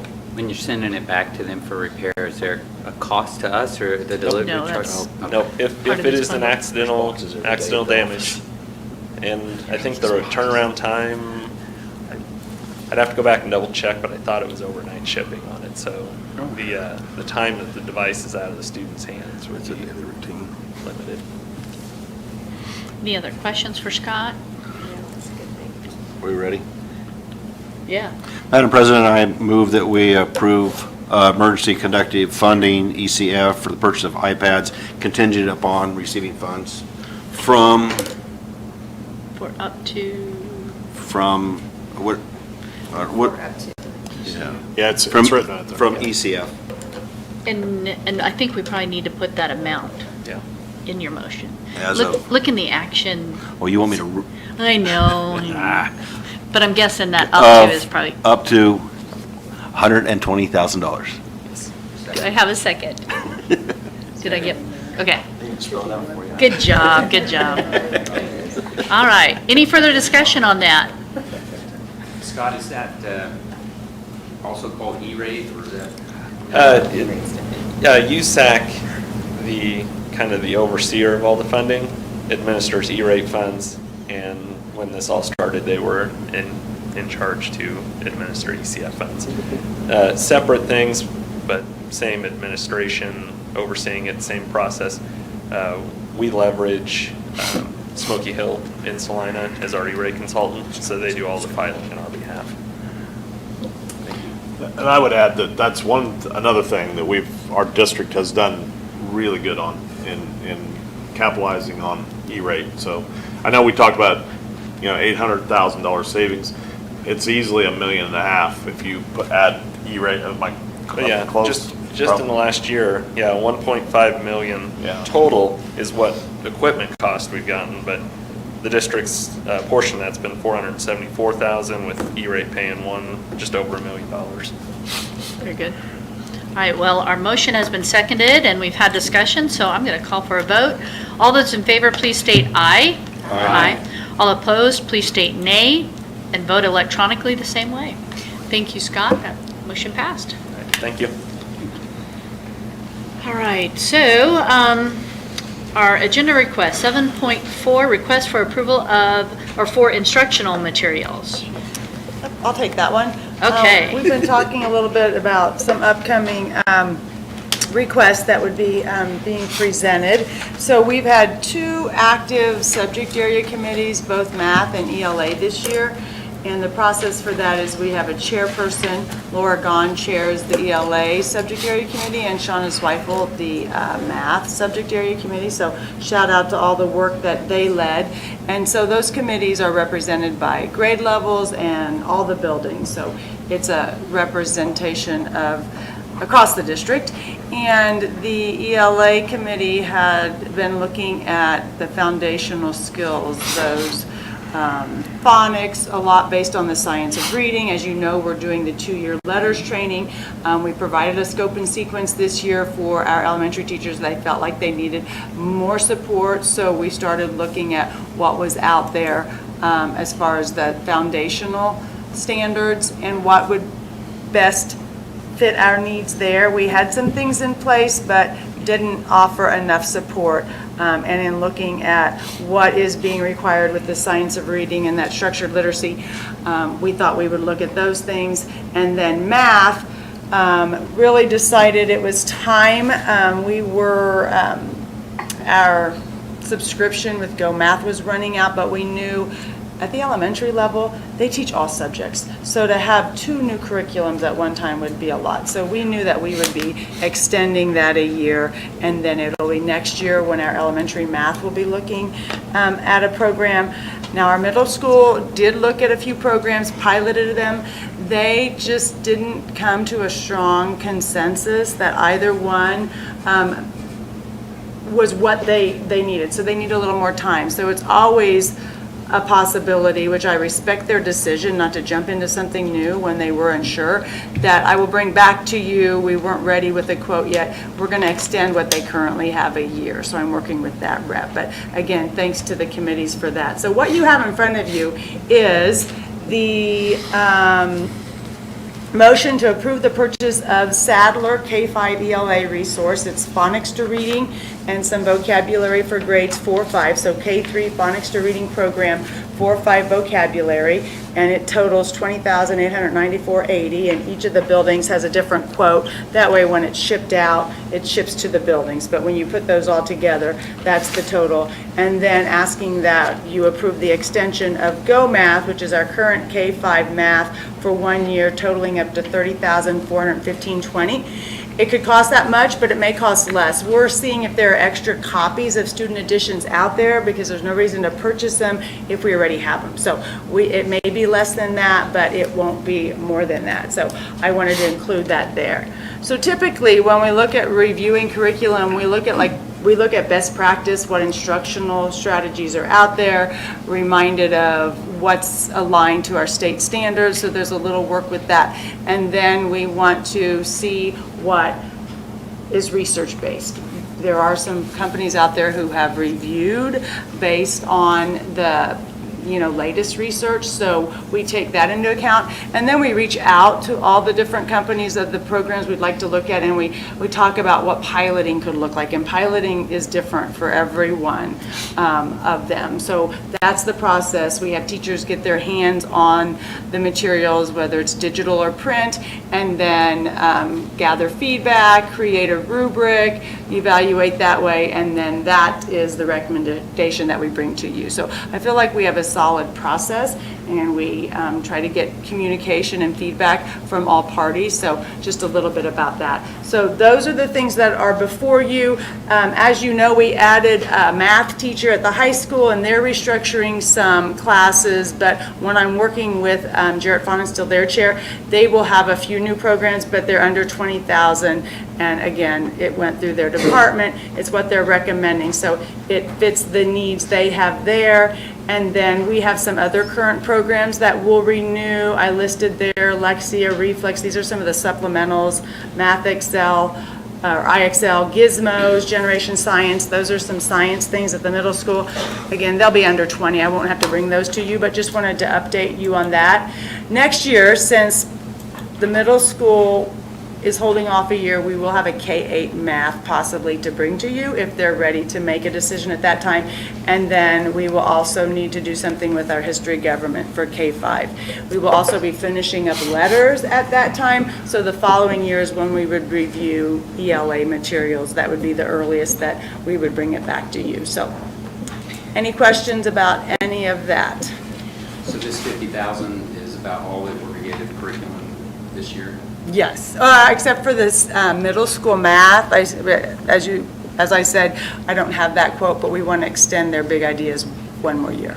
Do you think it's going to be similar to that 30,000, or it's not as many? Yeah, it's not as many, and I don't think I would anticipate it's going to be less. Just grade levels instead of? Yes, exactly, and when we purchased it, 5 years ago, it was less, so I don't anticipate. It's hard to really say, Alan.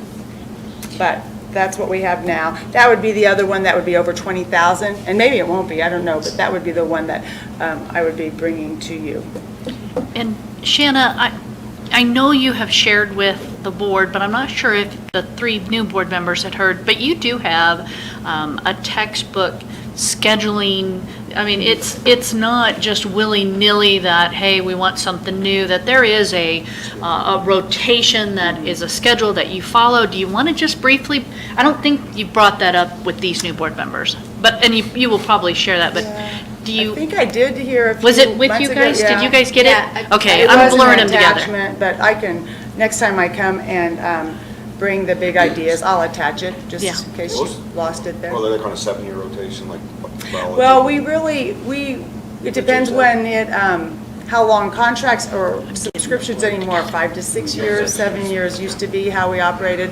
A lot of them are online materials or one-time purchases that we wouldn't even have to get into an extended. That's always part of the negotiations is like, is there a discount for multi-year? Sometimes there is, sometimes there isn't. Sometimes it's good just to do a multi-year if the teachers feel like, yes, we're gonna want this, to lock in the price because prices could go up. The Go Math, for example, though, they quoted me at 57 and I said, there's no way. I mean, how do I explain that when 5 years ago it was like over 100,000? So it's always funny how they can come back at a lower price. So it takes a little bit of time to negotiate, but Well, we that's thank where you we're for at. doing that negotiation. Yes, you bet. And Shannon, I heard you say you're asking for this approval of this amount, but there are several items that are 20,000 or Yes. under that won't come to the board, but will still be paid out of the textbook. Yes, and that's a good fees. point, because it would be nice, and what I probably should bring back next time is how much per student,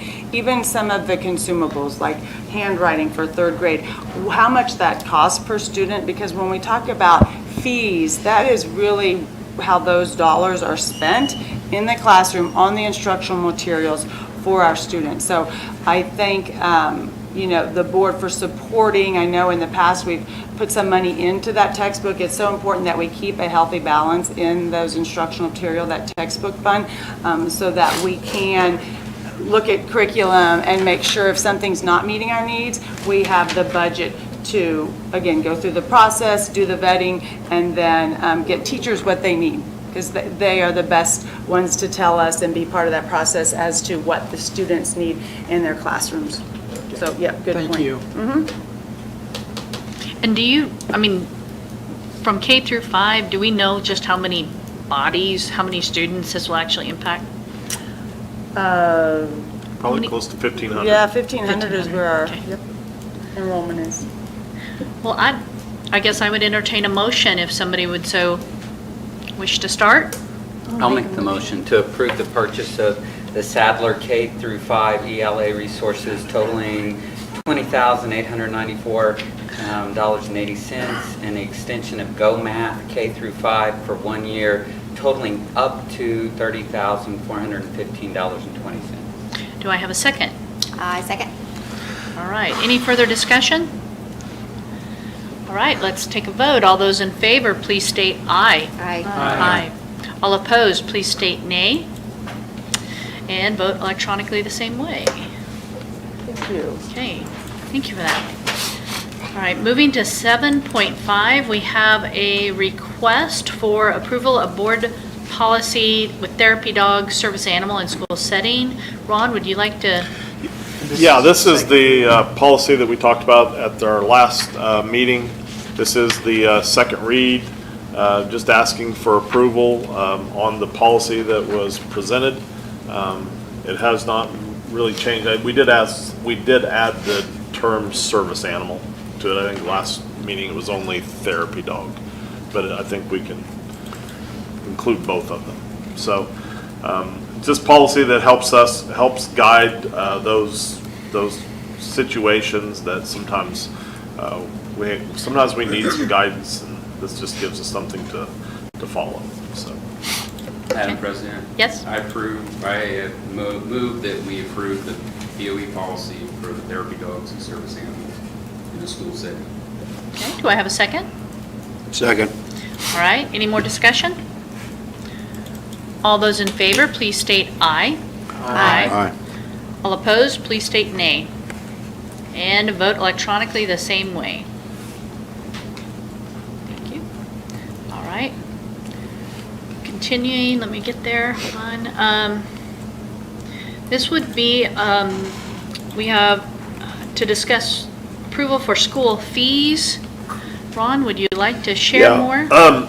You do have in your packet the school fees that are being proposed. The fees that are being proposed this evening are the exact same fees that were, I'm trying to find myself, presented to you last time, with the exception is that we did, with your approval of the technology for the iPads, that really takes, we have all of our devices now under warranty, and we'll have them for the next 3 years, looks like. So there's really no need for us to gather that technology repair fee that we've been gathering at the middle school and high school, so we took that down to 0. That is the only difference from what I proposed at the last meeting. You know, I think the thing is, and there was a great conversation at the last meeting, you know, about looking at reducing fees. And I think we all desire to give the cheapest, most economical thing that we can. I think just for the fact that you just spent, you know, what, $70,000 on textbooks is one example of why those fees are in place. And we have more fees or more textbooks and things that we have to purchase. It just, you know, the business of doing schools is way more expensive sometimes than you even realize all the cost. And some, you know, the fees, I think we really tried to this year really address dropping some things, and we did drop, of course, the technology. We also dropped the ID fee down to $5 at the middle school and high school. And we did make some small changes, that we totally got rid of the summer weights fee, which is definitely not all students, but it is a fee that some of our high school students were paying. You know, we did drop the driver's ed fee as well. So we really tried to really look at those fees. One of the, you know, my recommendation is that we keep the $90 textbook materials fee. Just for the standpoint, just like what Shannon was discussing. We're continuing to try and build that, but we're also at the point where we're spending it as we build it. And so I think that's where we're at. You know, I'll entertain any questions, and we'll try to help guide. You know, this is revenue. You have to look at it as revenue, and revenue that we will use to help our kids in the classrooms every day. But one of the reasons why I asked how many K through 5, because it was roughly $51,000 that we just approved for those materials, and that comes to a $34 per student. That, you know, that will be, that we just approved tonight, and then there are several more. So my question is it fair to say that textbook material fees that we incur per pupil is more than $90? I mean, you make the comment revenue, but this is more of a pass along fee. Well, yeah, it is. I mean, yeah. I mean, but it's obviously money coming in to offset money coming out, but it's not, we're not trying to make a profit on these fees, is my point. Chris, what do you think our unencumbered amount's going to be in that line item? Over the last 2 years, we've transferred in at the end of the year to get ready for some of the bigger purchases that are coming. We've transferred in right around $300,000 each year, on top of what the fees are, which range somewhere in that 190 to 230 range, depending on the year. So we got the balance up last year. July 1 coming into this year was $718,000. If we, assuming 0 transfer this year, the July 1 balance would probably be about $350,000. Okay, because we had in 1920 it was 218, then went up to 528. Right, because we transferred in about $370,000 that year at the end of the year. So 700 and something. Right, because we transferred in again out of general fund, put another $300,000 in last year. So basically, June 30th, at the end of the year, the last 2 years, we've taken over 300,000 out of the general fund and said, okay, we need to put that in textbook to be ready for some of the expenses. Because the expenses that you approved tonight come out of textbook fee, but there's also obviously lots of other expenses that are coming out of that fund. Everything from the workbooks to the iPad apps and all of those things. So the big purchases come out now, but we get state aid for all those students, and now that part of that's to help pay for that. yes, yeah, So this is in addition to our state aid that we get per pupil. correct. I think it was in 2000, Shannon, help me remember, 2019 is when the board decided that it was 130 and then they dropped it down to 90. Oh, the enrollment fee? Yeah, The just textbook enrollment. fee. Could be. So, I don't know, it'd be nice, I mean, I'd like to go back down to where it used to be at 0, and it was 30 for many decades. It'd be nice if we could cut that in half, because all the other fees that are, you cut middle school, high school, hasn't been any that was cut for elementary. And it would be nice if we could help all those families, and this also would help our teachers, because the teachers are the ones that all their kids, they have to pay all the fees. And if we could drop that down to $45, which is, when you look at those comparisons with all the other schools, Pittsburgh is 20, which is comparable to us. And there's some that are a little bit higher and lower, but when we just saved over $1 million on technology that was going to come out of our budget that we get from the state, did we get an increase from the state with are they increasing our per pupil? We did. Basic Yes. for next year, you mean? Yeah. Yeah. And the reason that we put this in was because we were trying to raise money back then, and we didn't have full-day kindergarten. Now we have full-day kindergarten funding, and so for elementary, we're getting a lot more funding at those levels to help with all those things that you say. So it's time to, I think, that we be champions for kids and put our money where our mouth is, and we've got all these windfalls or this extra or this money that's helped us in all the different areas. Let's help those families and let's cut those fees. The thing I do want to add, and this is always the budget planning piece, this is right now, you are planning your budget, okay?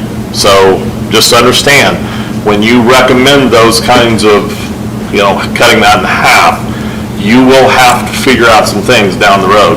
And I just, and I've heard some board members ask teachers, is there anything that you guys need?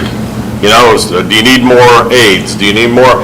Those are things that you are making decisions about right now that will impact the classroom. We have to also understand, we may have saved some on technology, but we have had our health costs went up 5-6%. Those are out different funds, right? Your health is out of different fund and you're just. No, we're Well, paying out of general. What I'm saying is, You're- we put $300,000 we set aside out of the last couple of years to get the balance up. We were planning on not having to put money in there this year. So it comes out of different funds because the board the last 2 years chose to take money out of there and put it into the textbook fee. Or into the textbook fund, I'm sorry. Just to supplement what the fees on their own could accomplish. It's supposed to be a free, adequate public education, and it's not free, and we. But that's not just us. I mean, that's statewide. Look at the range. Look at the But range. it was your intent, but that is not accurate because we are allowed to charge fees. It's not I didn't supposed say to we be not free, like. But we've had in the that's- past, been able to not have that for families. Yeah. And right now. That doesn't mean we have to charge fees, though. So, here's the thing, you put in there the other option, talking about the LOB and the local option. Budget. Yeah, and I read through some of the state statute on that today, and you're right, we're too late to put that in April 1st. But that is something that if we can reduce the fees next year by increasing that 1%, not to the max, but 1%, that's something we need to look to do. you know how I'm kind of with Alan on this part here, but if we can have even something, because, you know, the technology fees helps the high school and the middle school students. If we could come down and be able to do maybe a fourth of that, $90 or less, you know, $15 less or so, that's not a fourth, I'm doing terrible math, that's why we have you. But if we even a little bit to help out this year, and next year look at helping out more without it upsetting our budget too much, is that something that can happen? Incremental progress is still progress. The only thing, If we can do this elimination of the technology fee, if we see that warranty work in our favor as we move forward, Sure. and then, you know. I mean, I think we can always continually look at fees, and I feel like we have this year. We really, you have to understand, we did reduce fees. But not Now- elementary. Well, but everyone's paying the same. But elementary doesn't pay the same. They're not other paying add-ons anymore. that we They're do. paying the They're exact just seeing a same. reduction in Now, their. if you walk in with 2 kids in elementary, you're paying the same. Yeah. You are paying the same. That's true. but back to the LOB, it's one thing to hope the voters would pass another percent. True. It's another to be responding based on a vote that's successful. And we just asked our voters to really invest a lot in our schools right now. I mean, I would be more likely to, if we could get success with that increase of the LOB, then we look at even more. But I think that increase needs to happen before we decrease elsewhere. Can I ask a question? Yeah, sure. Hey, I got on 411, the balance was 6,408.805, and now it's at 718? On 7-1, this year coming in, 718. And then, so we ran into a couple of different scenarios. If you took 300,000 again out of general fund, transferred into textbook, then we'd be somewhere around 650. Without that, assuming no general fund transfer, based on where I'm trying to figure out, expenditures, then you're looking at probably about 350. but am I right? It says April 11th meeting. Right, that was with, if you look up above, that was with 300,000 in general fund transfer. Okay, and so the change is, 300,000. yeah. well, no, but the change between that and 718, now we've gained $60,000. If you're telling me the balance now is 718. Yeah, I have to go back and look at it. Well, I mean, that's what I got written Yeah. down, huh? What did we spend last year in textbooks? Out of textbook fee, now remember, some of this is like transferring those tech fees and transferring that, but of all the money that comes in, we spent about 626,000 last year, 740 the year before. To around 600. You know, one thing that I've noticed when I've done a budget before, I apologize. Sorry, Lana. Sorry, I was giving you the revenue there. The expenditures they hover around, last year was 295,000, year before was 265-ish. Sorry, Lori. no problem. There's money to cover. Okay, now. One of the things that I've noticed when I've put together a budget is if you take something out of that line budget, you have to, you'll put it, I mean, you're gonna find that there's going to be a leak someplace in that line budget. You're not going to have that money to use for something else. It's just gonna disappear. So it's not like if we take something out of that line budget, we're gonna be able to fund teachers, we're gonna be able to do this, we're gonna be able to do that, or whatever. That number is just gonna be gone. It would be nice if we did. But what the situation is we're gonna be lacking $60,000. Yeah. And, and that's the thing, I think that's a good point, Lori. It's, we can reduce, we definitely can reduce, and it could be a small chunk. The thing is, it's gonna be tough to replace that. I mean, there's this, you're taking less of the money that's in the pot. There's just not gonna be as much. And eventually, that creates a situation. It may not be next year, it may not be 2 years, but in 3 years, you might be looking at, oh shoot, we gotta figure out how to, because we've depleted that little by little. You'll start to see a little decrease. So I think that's why, you know, it's just budget planning. You have to understand, we've also utilized ESSER funds immensely over the last 2 years, which have been tremendous. Those ESSER funds are going away. And, you know, sometimes we always think we can figure out how to, you know, supplement that once they go away, but sometimes you have to figure some things in sometimes. Summer weights was mentioned high school, but middle school is also part of that. I don't think, correct? oh, were they, oh, they get Middle the school summer kids. weights, Yeah. okay. So that's So they're out another to- one that would be. And they report to the high school too, Yeah. correct? And then I see that the student ID fees are now $5. Is that what they cost to make them, or is that, how do we? Yeah, I think the What do thing we- is, we just felt like that's, if a kid loses them, and they do lose them a lot, it's replacing them. Right before the dance, the school Yeah. dance is when they do it. That's when they So pay. it's just covering the replacement cost that, That's what it costs. I don't necessarily know if it costs that, but over multiple times, it probably adds up more than that.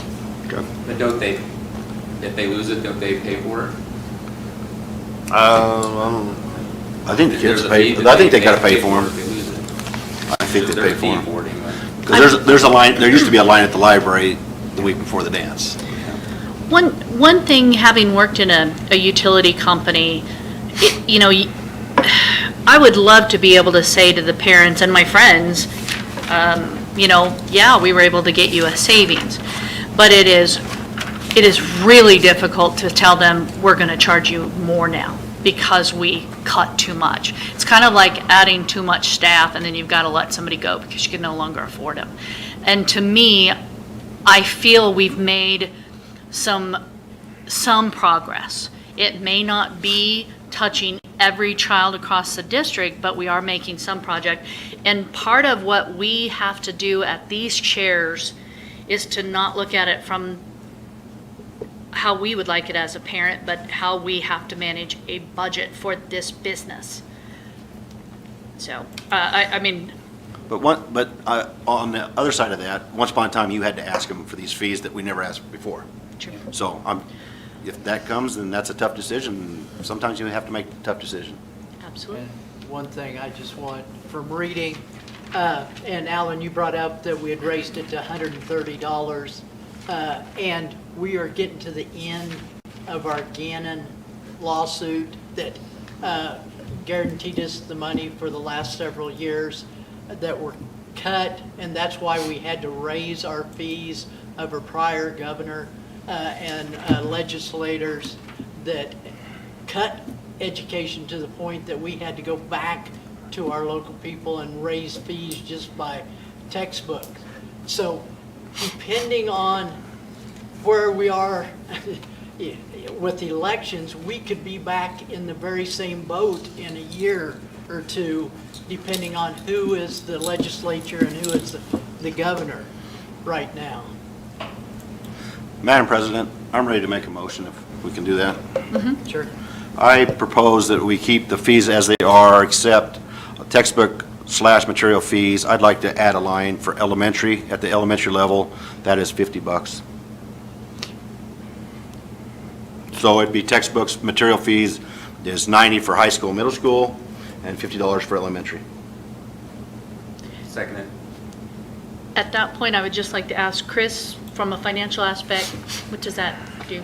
I can go back and do the math on it, but it'd be that roughly that 1,500 kids times the $40 difference.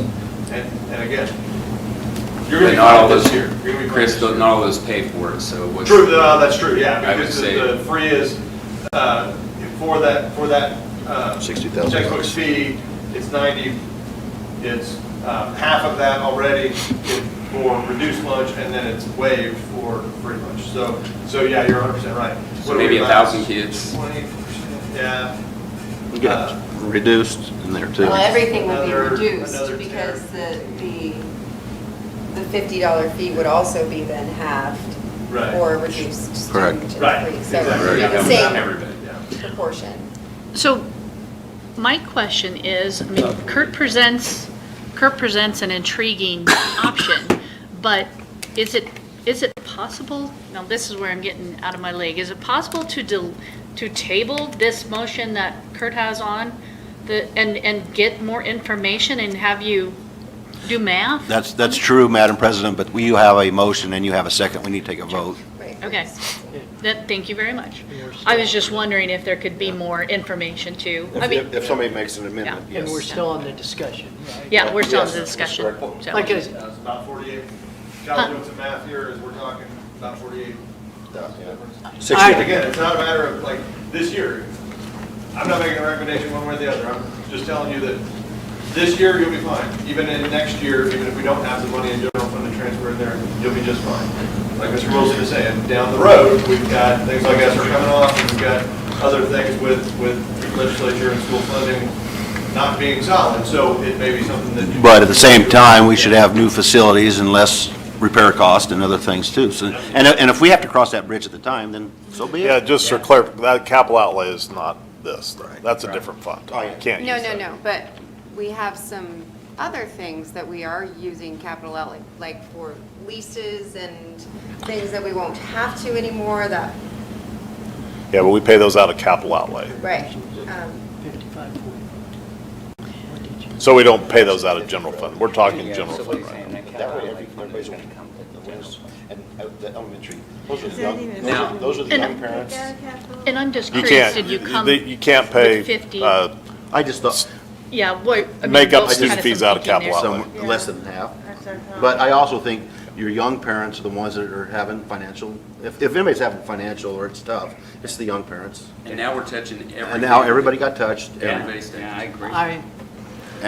I will probably vote no, just because of the size of I heard several board members say a little chunk, and I would like to look at a little smaller chunk with that. Because and that's one reason why I was wondering if Kurt had, because I was thinking, well, if we're saving $25 on the technology, I wondered about $25, but what was your thought? May I amend the motion?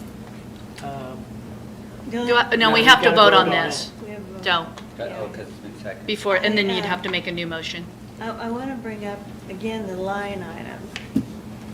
That this can only be taken out of this specific line item. And you cannot take it out of capital outlay. It's true. Or any other line item. And so you can't cross the lines. So you're going to be missing out on that money out of that line item. Okay. Well, I would say let's go ahead and call for the vote, and that would be everything is presented on that slide that I think everybody has in front of them, except adding an additional line to say textbook materials fee, $90 for middle school, high school, and then $50 for elementary. So all those in favor, please state aye. Aye. All those in favor, please state nay. Nay. Nay. And then vote accordingly, and I'm gonna ask our board clerk, I can't hear it well enough to know. It's not up yet. We get.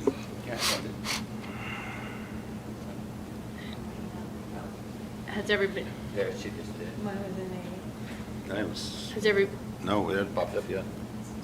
didn't pop Or up? am I in the wrong world? Maybe I'm in the wrong world. I'm in the wrong world. Okay. We gotta give me a I'm still time. on this- Okay. Did you get all I'm the still votes watching now? the slide. I think it passed. It failed. Oh, it failed. It failed? Okay, would there be, What was it? 4-3.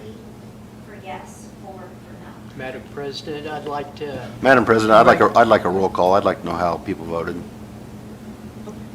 I mean, please. yeah. Alan Park, yes. Craig Pallister, no. Lori Kerbal, no. Tammy Wellbrock, no. Kurt Weiner, yes. Ken Brooks, yes. Megan Samparty Littleton, no. Okay, thank you. And you had a, Madam President, I'd like to make a motion that we lower the elementary textbook fee to $70, midpoint between what we have now and the motion that failed. so again, just to repeat, that would be having two line items, one that says textbook material fee, middle school, high school at 90, and then having a second one saying textbook material fee for elementary at 70. Is that what you're correct? Yes. Okay, so do I have a second? I second. Seven. 7-0, yeah. 7-0. Any other further discussion on that? Well, I was just going to mention that for the last 3 years, we've not even touched that. We have not what? I'm sorry? The last 3 years, it shows we've got planning money in there, we keep adding to that line item because that's, if we collect it, his fees, as the state are correct, can be moved like crazy. So, and we Yeah, haven't used well, it, so we'll clarify I would that. guess that probably we'll see a big cash in that again. We'll see an increase in that budget. So, Just clarify, you're voting on the entire list, Right. right? The entire list. zero. Entire list What has with been just- proposed is $0 on. The whole list, plus we're adding a line. Okay. Yeah. The only thing we're changing is the elementary fee. We're adding a line for. so the technology repair fee for middle school, high school will remain, at your Yeah, proposal, yeah. at 0. Yeah. The reduced fees to 5 for student IDs, and then so forth. Do we need, I can call for the vote. Does anybody need the motion to be shared? No. Okay. All right. For all those in favor of the new motion. Hold on. How do Lori, you feel about that? Hey, I mean, just like Chris is saying, we'll be all right. And we'll be all right maybe next year. I think at some point, you're really going to have to address how you're going to make up the additional revenue at some point, in some plan way. And I'm not even saying it's adding fees.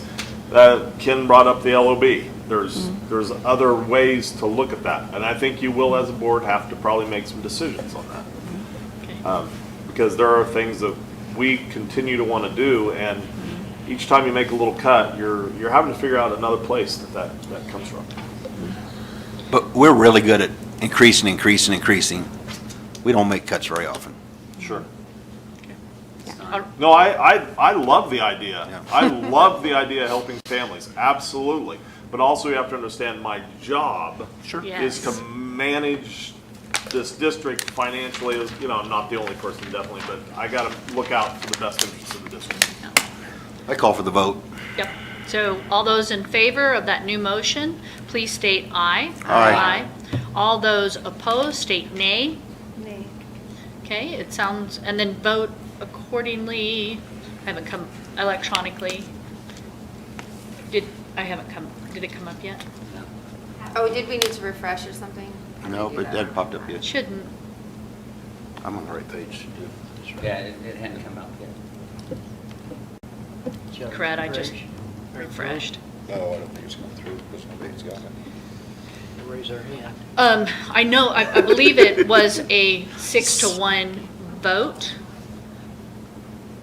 Lori, the lone nay, am I correct in that? Because I'd like to move on if so. Yes. I think we got So that. it didn't come up probably because of, for whatever reason, we didn't have it. She went down on a forms application. So, so I'm going to, just for clarification, that vote did pass with 6 ayes and 1 nay. So moving on to 7.7, I would like to share, thank you to everybody for having that was great discussion. Thank you for that foresight. So 7.7, all right, so with this being, we are now going to 1 meeting per month here through the summer. And so we will not meet again until the June meeting, except for the special meeting, which is going to be just a very specific agenda item. So at our regular June meeting, I am making this proposal, but I do want to talk about my ideas for selection for the board president and vice president. at least in the previous experience that I had, it was just individuals talking to other individuals, and of course, trying to keep in mind of the Kansas Open Meetings Act. At that point, that had been brought into question. I know other boards usually have the president finds their replacement, been on other boards that does that, but I am suggesting this, that at our June meeting, we actually have an agenda item asking any individual that is interested in either or, it could be an and/or, president and/or vice president, to share their reasons supporting that position. And then they would have an opportunity to share and then be considered, but we would do the actual voting in July. All that are, and I think the board president and vice president duties was there, but my understanding, the election process is always done in July. So we would still be meeting the policies. It's just the act of actually sharing your interest and sharing your, I guess, qualifications, so to speak. I wanted to bring that up for consideration and discussion. There's no need for a motion, but if we are in consensus, then we would have it on the agenda item to at least everybody have their chance to express their own interest. What date are we meeting in July? Do we have June. 20th. June and July, have they set? June June 20th. is set on the 20th. Do we have July but set July yet? wasn't No, on I don't the have- calendar the We'll other do that next. So it's roughly around the third The June 20th is the day. Oh, sure.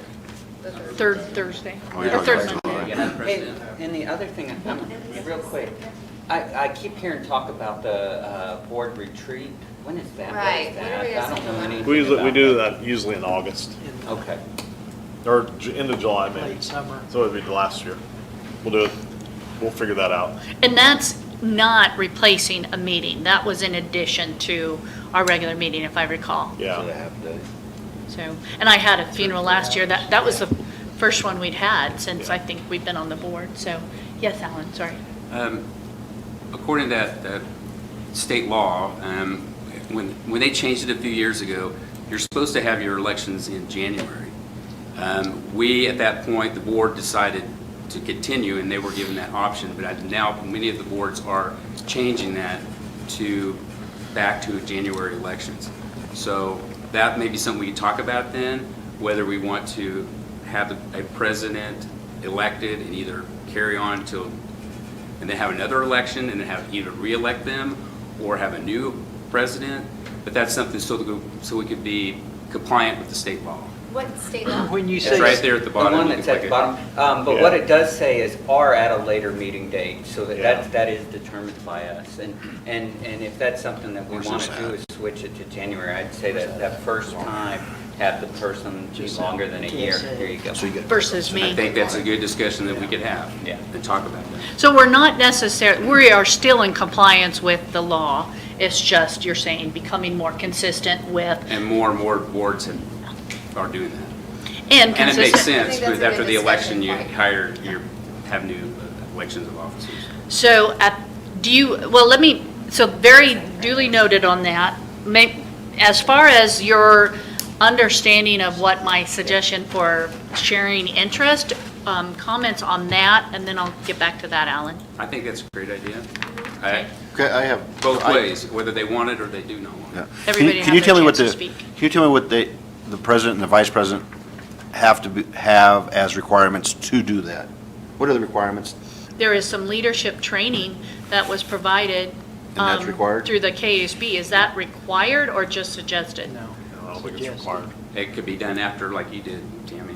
It So doesn't as soon have to be as, so done. Have if you you're on the evaluated? board, you can, Yeah, anyone's self. Elected by the board. there's not a workshop or something. No. Yeah, no, and the state says that it just has to be elected. There's no. We just have to have it in the minutes. I guess. didn't know. Yeah, I didn't either.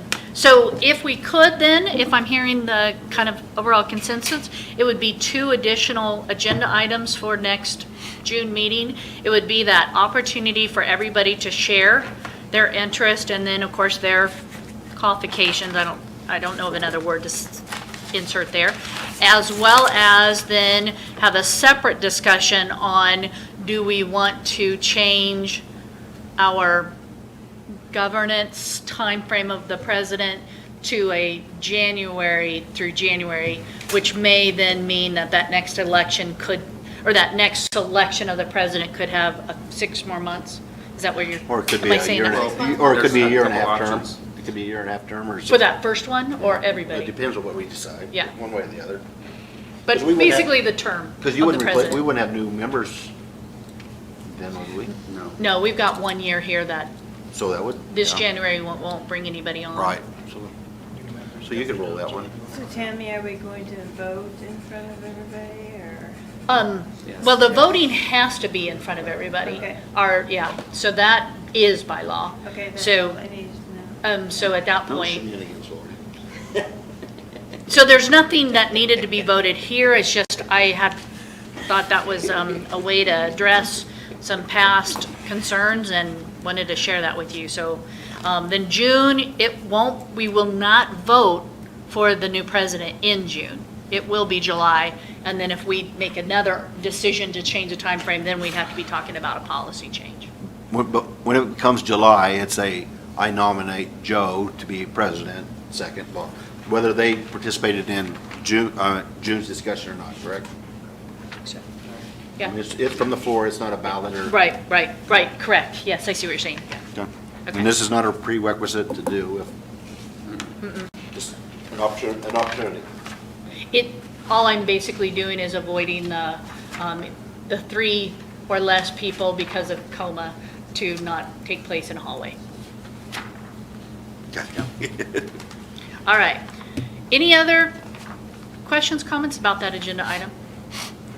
All right, so I understand, do we have 1 or 2 We're executive going to do sessions? 2. We're going to do negotiations, executive session for negotiations. First, I would recommend 25 minutes. Okay. And then we're going to reconvene for another one? Then we'll reconvene. So it will be, okay, so what we will do right now is, I'll make a motion here shortly about one of the exec sessions, and then we will reconvene publicly in here and make the motion and vote for the second executive session. So I move to enter into executive session pursuant to Kansas Open Meetings Act for the purpose of relating to employer-employee negotiations, whether or not in consultation with the representative or representatives of the body or agency, in order to protect the district's right to the confidentiality of its negotiating position and the public interest. Those present should include the superintendent, assistant superintendents, sped director, and legal counsel. This open meeting will resume in 25 minutes. Do I have a second? Do we have a break? And a break. I'd like a break first. So we'll Madam break President. and then 25. So we're going to return, how long, you said? Those- The meeting itself is just 25 minutes, So though. if So you we're gonna start break at for 5 8. minutes, 8:45. 8:45. Or 8:40, and then be Second. 10 after. I second. Madam Motion. President, there is action after that. Right, I said that we will have another executive There's session. no action after the executive session. We After the will- last, We will have to make another have to have vote for the second. But we're going to take no action on what we're discussing? No, Okay. but there's no no action. personnel transactions, we're not going to, We're I going mean, to we come won't have back it. into open session and we'll talk about that. That's what she just said. Yeah. so there may or may not be action Yeah. after. That is the Yeah. board's decision. We- It's we not have- my decision. Yeah, correct. Tammy, do we have a motion? I had the motion seconded. All those in favor? Aye. Please state aye. All those opposed, state nay. Vote electronically if that comes up. We'll take a 5-minute break. Be back here. That one came up. So you have that. Okay, mine's not.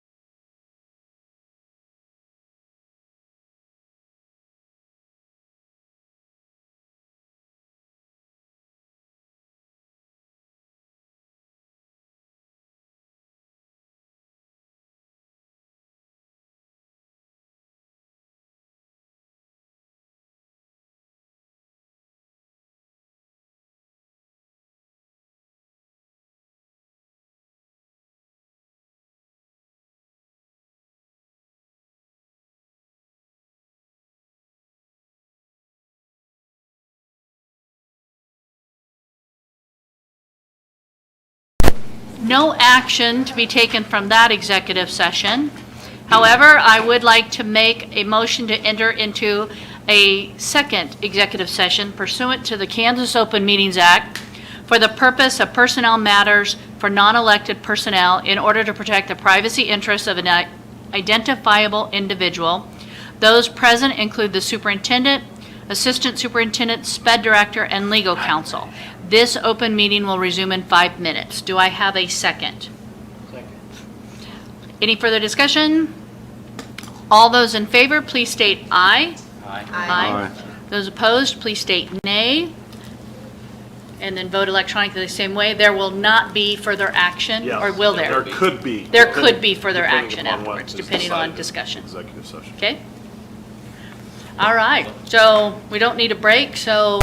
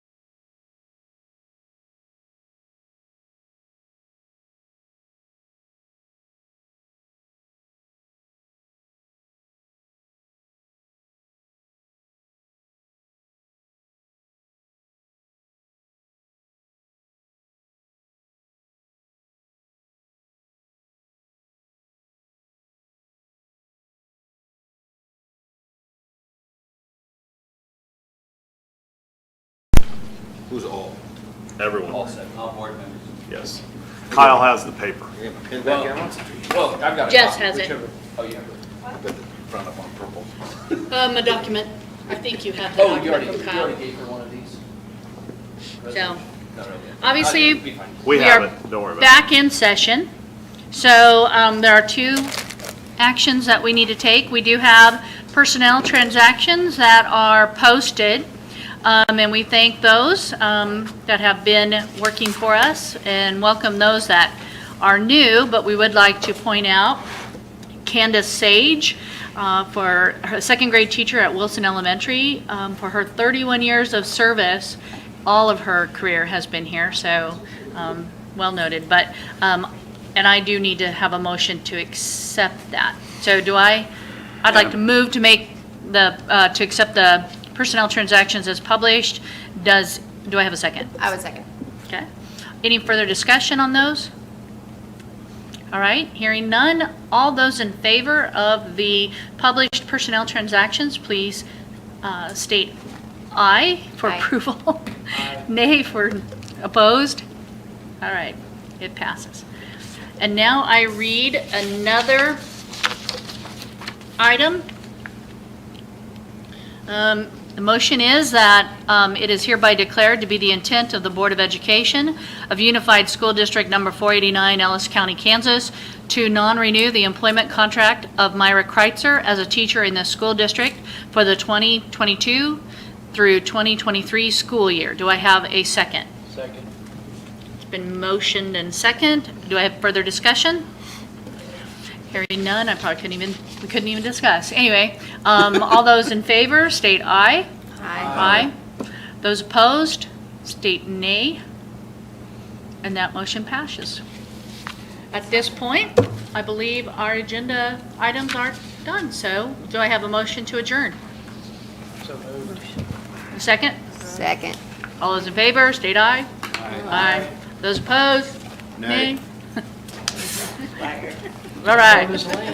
We are out of here.